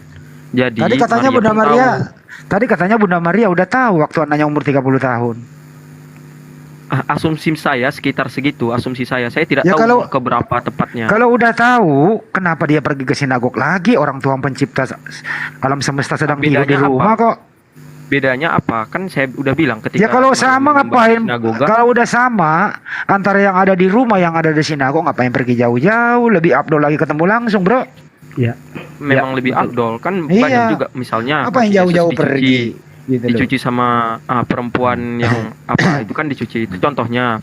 Juga Thomas menyembah dia dalam pengakuannya, ya Tuhanku ya Allahku, itu sebuah penyembahan Iya. juga bagi Iya, iya, Yesus. ya nggak apa-apa. Itu ketika ada. Nah ketika naik ya di sinagoga kembali ya nggak masalah, nggak ada Izin, beda. bro, Itu kan bro, kalau gini, bro. kebiasaan. Kalau sekiranya Bunda Maria, kalau sekiranya nih, mohon maaf ya, ini bukan menista. Sekiranya Yesus lagi BAB, terus ada ingin menyembah, bagaimana, bro? Lagi ada Bang ingin Handi menyembah maksudnya. nanya sesuai konteks Alkitab, jangan ngarang-ngarung Napiri, nuduh. Napiri, jangan tantrum ya nak ya, diam kamu, ya, di mute. Bro Simeon, kan Yesus pasti pernah BAB dong. Ini bukan menghujat loh ya, ini Betul. manusiawi loh ya. Betul. Nah, kalau Yesus kira-kira BAB begitu, apakah ada yang menyembahnya? Ya tetap kan saya udah jelaskan. Ini mungkin Bang Handi mengulang-ulang lagi ya. Saya bilang lagi ya, firman itu tidak terbatas ruang dan waktu. Jadi ketika orang di sinagoga sekalipun mereka sudah menyembah Yesus juga. Jadi abang nggak bisa ini lagi. Jangan diulang-ulang lagi. Oke, Seperti baik. itu. Oke. Waktu Yesus mati di tiang salib loh ya, 3 hari loh. Terus Bunda Maria menyembah yang mana deh? Oke, ini saya harus ini juga sih nampilin lagi ya. Iya, iya. Oke, saya bilang ulang lagi ya. Anak ini saya udah ulang berapa kali. Anak ini ketika berinkarnasi menjadi Yesus, ini tidak pernah terpisah dengan Bapa, tidak pernah terpisah dengan Roh Kudus juga. Jadi tetap ketika orang menyembah Allah, dia telah menyembah Yesus juga. Jadi abang nggak bisa bilang ketika Yesus mati, ketika Yesus di kayu salib, ketika Yesus di dalam kubur, yang fisiknya di dalam kubur pun, dia tetap satu dengan Bapa. Abang nggak. Ini Oke, konteksnya, baik. ini konsepnya. Baik, Jadi baik. seperlunya abang nggak perlu bertanya berarti Baik. gimana menyembah, enggak. Bukan Bahkan nggak orang perlu. Yahudi yang menyembah di sinagoga, bentar. Iya, Jadi iya, bahkan orang Yahudi yang di sinagoga sekalipun, walaupun Yesus di kayu salib sedang mengabarkan Injil, orang Yahudi yang di sinagoga menyembah Allah itu sudah menyembah firman juga. Kenapa? Karena Allah itu tidak terbatas. Bukan berarti Yesus mengajar dia tidak bisa mendengarkan orang berdoa, tidak. Misalnya saya kontekskan tadi, ketika saya berdoa kepada Yesus, Yesus mendengarkan saya. Orang lain ketika berdoa kepada Yesus juga, Yesus mendengarkan di waktu yang sama. Enggak, itu bukan.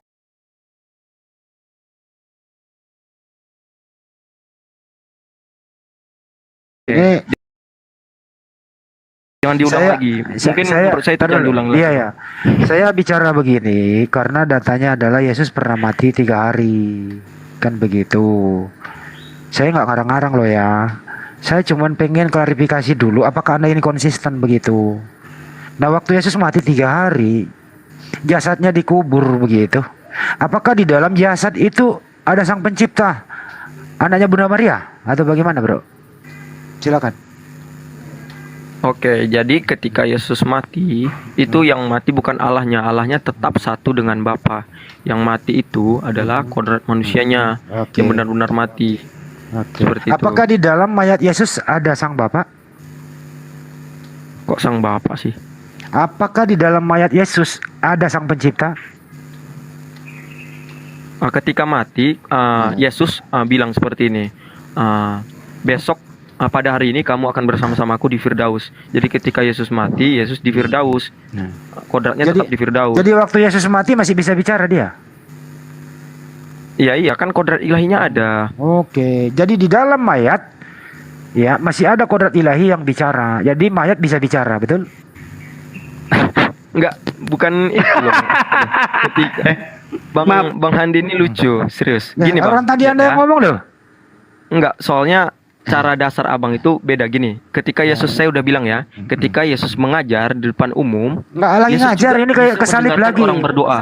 Kesalip lagi Enggak, udah. konteksnya sama, mau baik Oke. kesalip, mau baik lagi tidur, baik kegiatan-kegiatan manusiawinya, itu di konteks yang sama juga orang bisa berdoa kepadanya.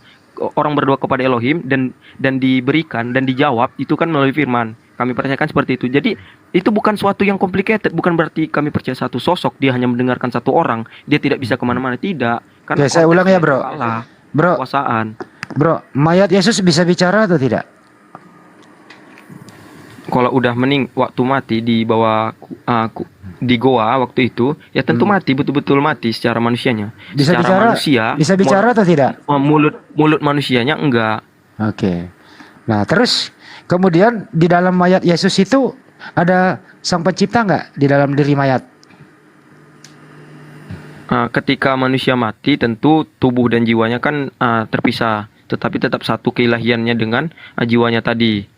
Nah, inilah yang dalam tradisi gereja diajarkan turun ke dalam kerajaan maut.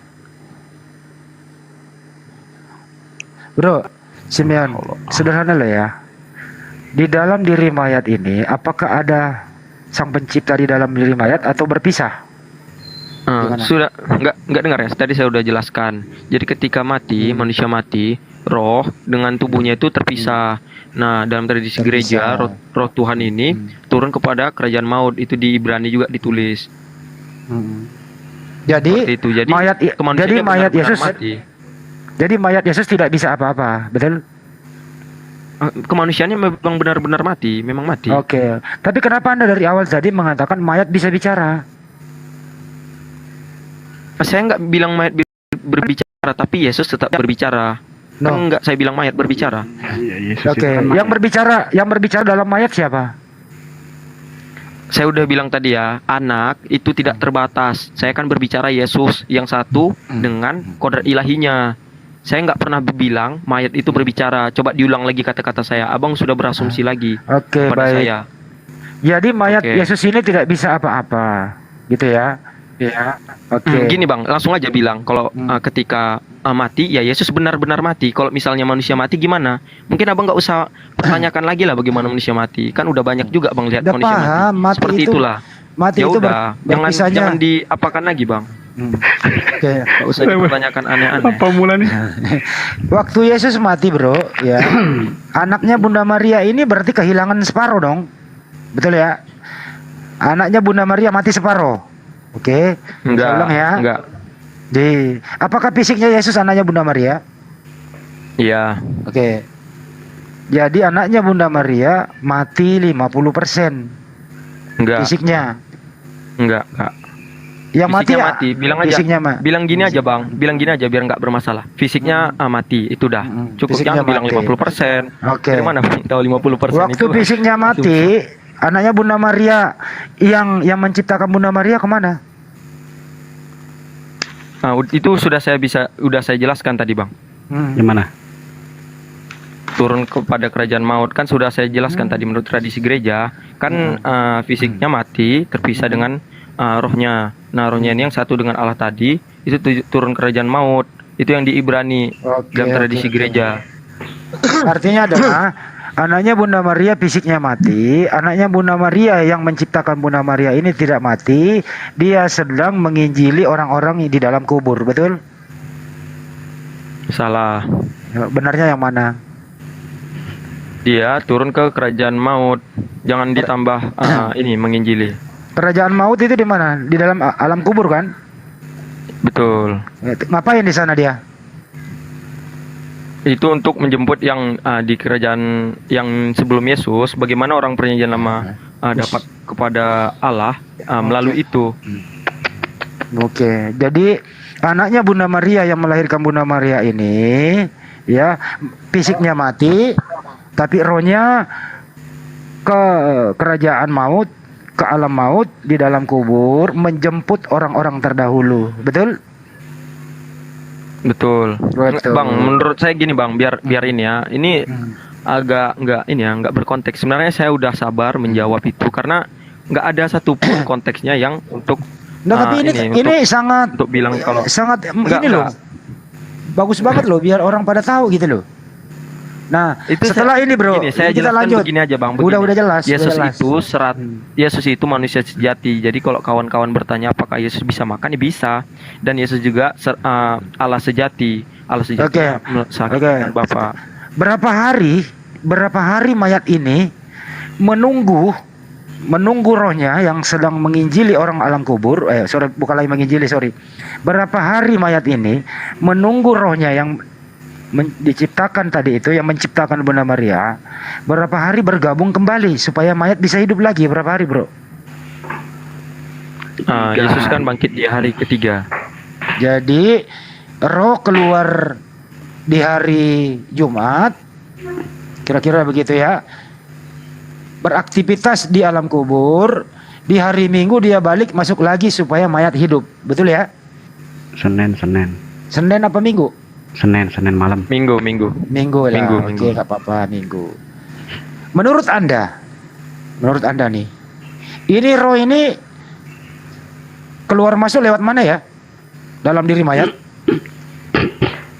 Kalau menurut saya nih, kalau abang bertanya menurut saya, keluar masuk, saya nggak tahu dunia roh bagaimana, dunia di metafisik bagaimana, saya nggak tahu. Jadi menurut saya nggak tahu jawabannya seperti itu.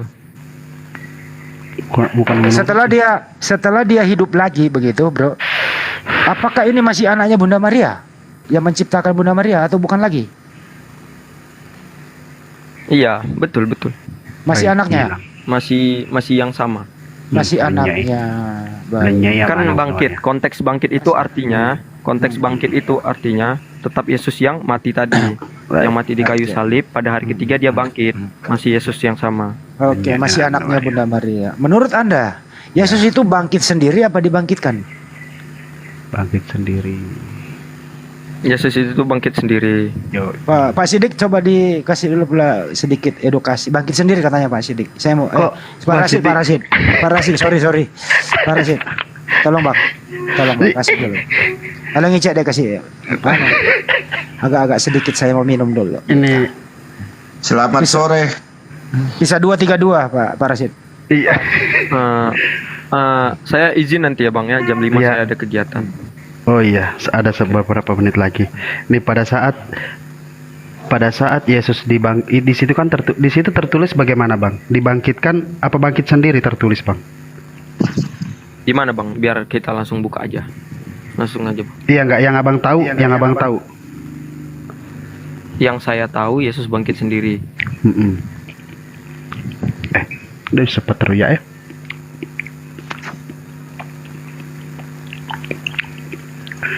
Bang, kalau saya kan nggak bisa nih bertanya kayak Bang Handi tadi karena ini bermain logika. Cuman yang tertulis yang saya tanyakan Markus 16 ayat 19, maka terangkatlah ia ke sorga dan duduk di sebelah kanan Allah Bapa. Allah Bapa udah nunggu di atas atau gimana Bang? Markus, bentar Bang. Markus berapa? 16? Ayat 19. Oke, saya buka ya. Silakan. Markus 16 ayat 19, sudah Tuhan Yesus berbicara demikian kepada mereka, terangkatlah ia ke surga lalu duduk di sebelah kanan Allah. Oke.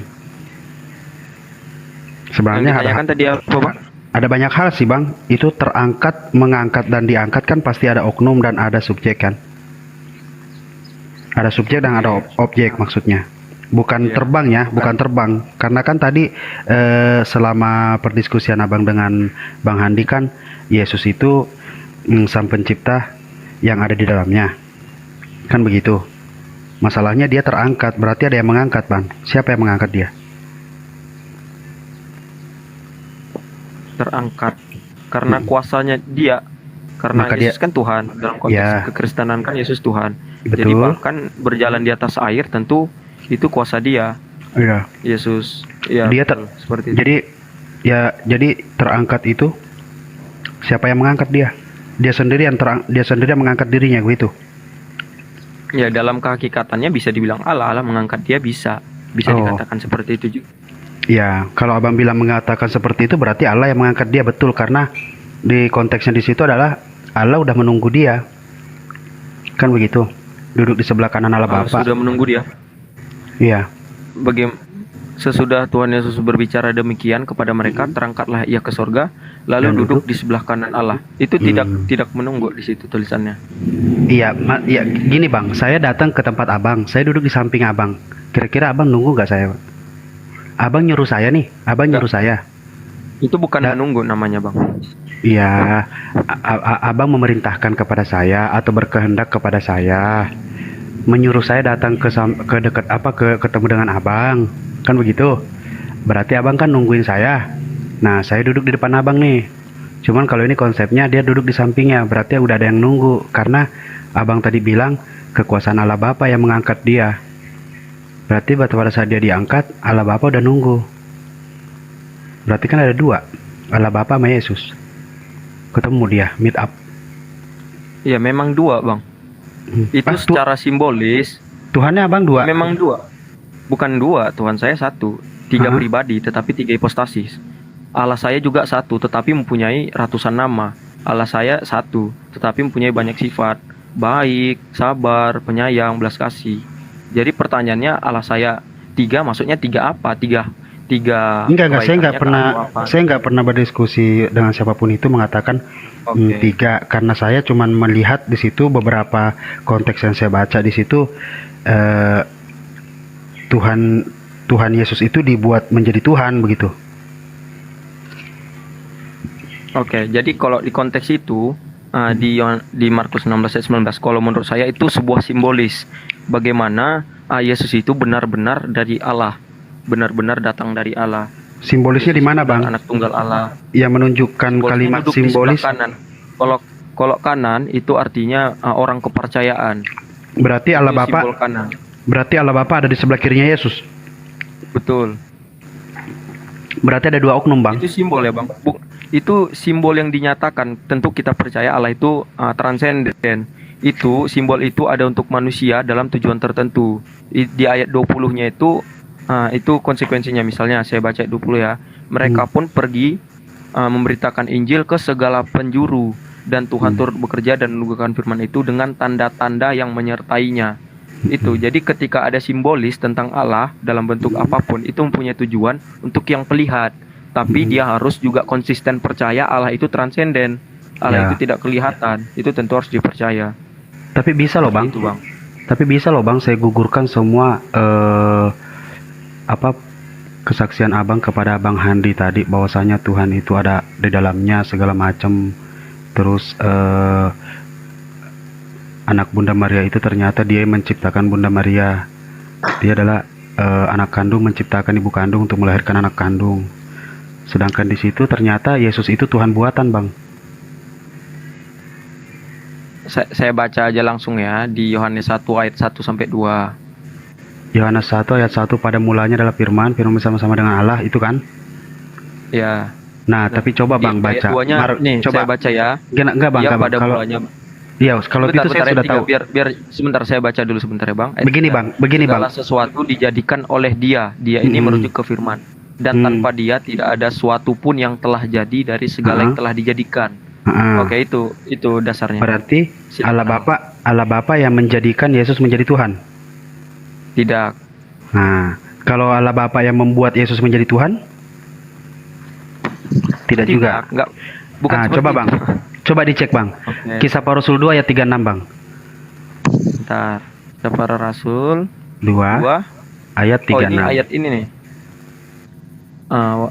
Bentar ya. Kisah Para Rasul 2 ayat. Iya, itu ayatnya bahwasanya Yesus itu dibuat menjadi Tuhan. Jadi bukan Tuhan yang masuk ke dalam dirinya. Oke, saya baca ya. Jadi seluruh kaum Israel harus tahu dengan pasti bahwa Allah telah membuat Yesus yang kamu salibkan itu menjadi Tuhan dan Kristus. Ya. Saya baca ya. Baca lagi, Saya Bang. baca kalimat aslinya. Bentar. Oke.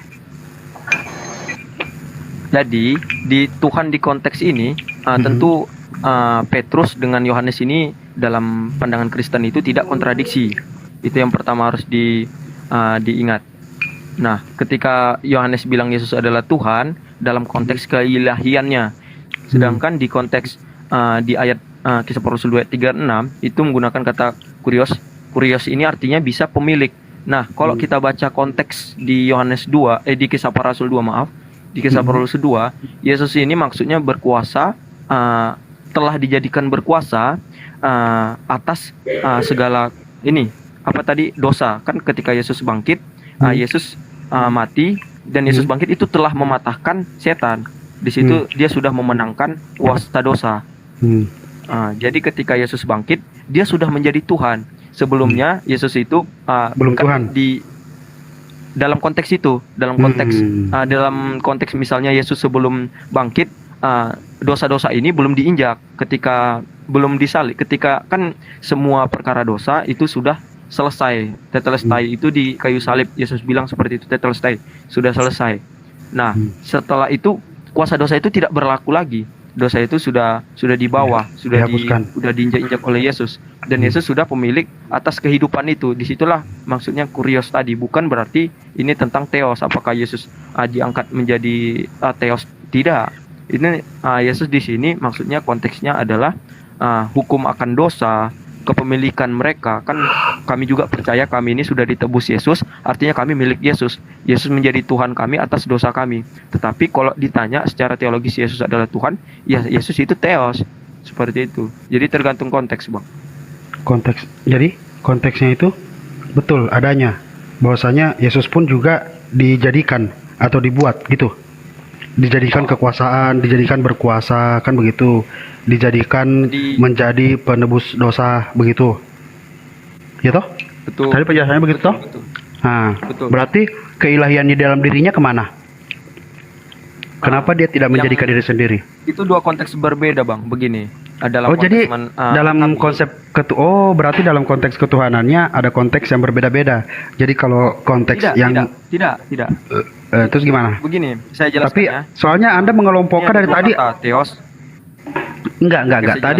Tadi Anda mengkelompok-kelompokkan mengkelompok-kelompokkan gitu. Ini konteks ini. Jadi ada beberapa konteks gitu. Ketika membaca Alkitab tentu sesuaikan konteks lah, Bang. Mungkin kita keluarkan dari konteks. Jadi betul berarti konteks ini bahwasanya Allah Bapa telah membuat Yesus menjadi Tuhan. Enggak, itu ayatnya, bukan konteksnya. Abang harus bisa membedakan yang mana konteks, yang mana ayat. Ayatnya itu tadi yang Abang bilang itu ayat. Konteks yang Abang jelaskan itu dari mana? Rujukan dari mana, Bang? Penafsiran siapa? Ini kan dari ayat, kata Tuhan di sini itu kurios. Kata kurios ini artinya tuan atau pemilik. Bisa juga untuk Allah yang Maha Kuasa, tetapi konteks di sini yang kamu salibkan itu menjadi Tuhan dan Kristus. Di sini kurios pemilik akan dosa. Karena konteksnya itu yaitu tadi bertobatlah dan hendaklah dia 38-nya bukan begitu. Bertobatlah. Ini tentang berbicara tentang pengampunan dosa. Dia 38-nya nih saya baca. Jawab Petrus kepada mereka, bertobatlah dan hendaklah kamu masing-masing memberi dirimu dibaptis dalam nama Yesus Kristus untuk pengampunan dosamu. Kenapa kepada Yesus? Karena Yesus inilah adalah Tuhan akan dosa ini. Begitu. Di konteks itu ya, konteks itu. Terus? Udah. Betul. Oke, saya mungkin jelaskan ini ya perbedaannya ya. Apa yang theos? Ini 3 menit lagi. Theos mana yang kurios? Kalau kurios itu dia bisa merujuk kepada misalnya saya dengan istri saya misalnya. Saya itu adalah kurios atas istri saya, itu bisa. Misalnya di toko ada bos. Bos itu bisa jadi kurios atas karyawan-karyawannya. Nah, Tuhan pun bisa menggunakan kurios. Jadi Allah juga bisa menggunakan kurios, tetapi tidak harus. Jadi konteks kurios ini bebas, kecuali konteksnya adalah theos. Theos misalnya di Yohanes, Thomas itu menyebut Yesus theos. Itu konteksnya nggak bisa ke kurios, nggak bisa. Itu sudah pasti Allah. Berarti theos, kurios gitu. Betul. Nah, berarti udah ada 2 oknum berarti kan? Bukan 2 oknum, itu 2 istilah, bukan 2 oknum. 2 istilah. Kisah Para Rasul 2 ayat 36 itu menggunakan istilah kurios. Yesus boleh dikatakan theos. Boleh. Karena dia theos. Allah Bapa Yesus tidak boleh dikatakan kurios. Gimana? Coba diulang tadi biar pelan-pelan. Coba diulang. Oke, saya jelasin ya. Kurios itu artinya tuan atau pemilik atau yang berkuasa. Itu kurios. Kalau theos itu Allah. Oke, berarti kurios itu Yesus. Yesus itu kurios dan theos. Itu kurios dan theos. Thomas. Ya, betul. Allah Bapa itu theos. Theos, bukan kurios. Kurios juga. Kan kurios ini juga. Kan artinya kan tuan. Kan tentu Allah Bapa itu sudah pasti kurios. Ya udah, pasti kurios. Mereka berdua ini boleh dijuluki theos dan kurios, kan begitu intinya, pada intinya. Nah, tadi Anda barusan mungkin lupa dan mengatakan bahwasanya ya Yesus ini tidak boleh dikatakan kurios karena cuman Allah. Saya nggak bilang gitu. Nggak bilang gitu. Oke, nggak apa-apa kalau lupa. Ya Yesus itu kurios dan theos. Itu kan saya bilang tadi di Yesus Yohanes. itu- Thomas itu bilang kurios dan theos. Itu diterima Yesus. Iya, jadi Yesus bisa dibilang kurios dan theos. Assalamualaikum, Bang Sidik. Assalamualaikum warahmatullahi wabarakatuh, Gurunda. Lanjut, Gurunda. Salam. Gurunda kamu ngarang ya. Oke.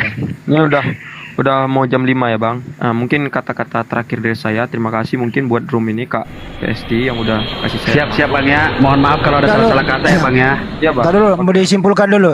Pak Oke. Simeon ada waktu 3 menit. Menurut Anda terakhir nih, 1 menit. ya, menurut Anda di Assalamualaikum warahmatullahi wabarakatuh, sahabat-sahabat sekalian. Tibalah kita di penghujung diskusi ringan antara Bang Handi, Bang Sidik dengan Simeon. Ya, membahas tentang eksistensi Yesus sebagai manusia ya, dan juga Tuhan bagi Kristen. Kita dengarkan kesimpulannya sedikit lagi karena di sini udah mau azan. Kalau kamu menanggapi gini aja, Yesua Mesias, Yesus Kristus yang ada di surga yang imanes, ada Bapa di surga yang transenden. Bagaimana cara membedakan dan menyamakannya? Jadi memang Tuhan kira-kira begitu. Tadi saya sudah jelasin. Kalau menurut saya seperti ini, Pak. Maksud saya metodenya dari berpikir dan ketika saya masuk ke dalam berpikir saya, Bang Andi tidak merubah bentuk berkah berpikir apa tadi, Abang tidak masuk paham. Dan saya yang memiliki logika dan Kristen yang mayoritas yang sudah memiliki logika juga dan punya sekolah juga dan memahami itu dengan gampang dengan mudah. Jadi menurut saya salahnya itu ada di Bang Andi yang berkah berpikir apa Bang sudah bentuk dan menolak berkah berpikir apa. Oke, sedangkan ini kerangka berpikir ini ada Bapak juga ketika kita main naik tinggi. Terima kasih ya. Jadi terima kasih Bang Zuma, kawan-kawan lain, Shalom. Jadi kerangka berpikir orang semuanya.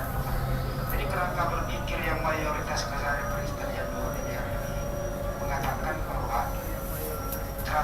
transenden dan imanen itu terbelah. Kita lihat saja buktinya di Indonesia ya. Ada Tridungga, ada Wadis.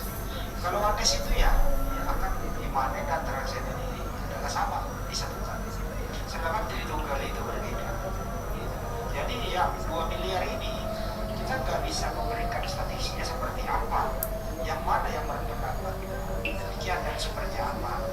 Kalau saya boleh memberi sedikit edukasi bahwa kembalilah ke ajaran yang benar, bahwa Yesua Mesias itu diangkat ke surga atau diangkat ke langit, diselamatkan sampai detik ini dia masih status utusan Tuhan yang paling disayangi di zamannya, diberi kepercayaan menjadi wakil Tuhan di muka bumi untuk Bani Israel, dan sang pencipta yang transenden ini tidak pernah akan berubah selama-lamanya karena dialah yang awal dan yang akhir yang mengatur segala kehidupan kita di muka bumi ini. Untuk itu marilah mati akan sehat, berhentilah sekarang juga menuhankan anak Ganda Allah. Oke, sahabat-sahabat, kita dengarkan ya kesimpulannya bahwasanya memang sepanjang dialog tadi termasuk dialog dengan saya itu sangat parah ketika mereka mengakui bahwa Tuhannya mereka punya saudara, punya sepupu, punya saudara tiri ya, termasuk 3 penjabaran yang berbeda antara Ortodoks, Protestan dan juga Katolik dalam pandangannya terhadap Yakobus dan saudara-saudara Yesus lainnya. Saya kira cukup bagi kita untuk mengetahui bahwasanya ini jelas bukan ajaran dari Tuhan. Ini ajaran dari Romawi Yunani di mana mereka memang menganut ajaran dewa-dewa mereka itu bersilsilah. Demikian para sahabat, kita akhiri dulu, nanti habis Isya kita jumpa lagi. Subhanakallahumma bihamdi asyhadu an la ilaha illa anta astaghfiruka wa atubu ilaik. Salam tauhid, salam satu Tuhan, jayalah Islamku, jayalah Indonesiaku. Assalamualaikum warahmatullahi wabarakatuh.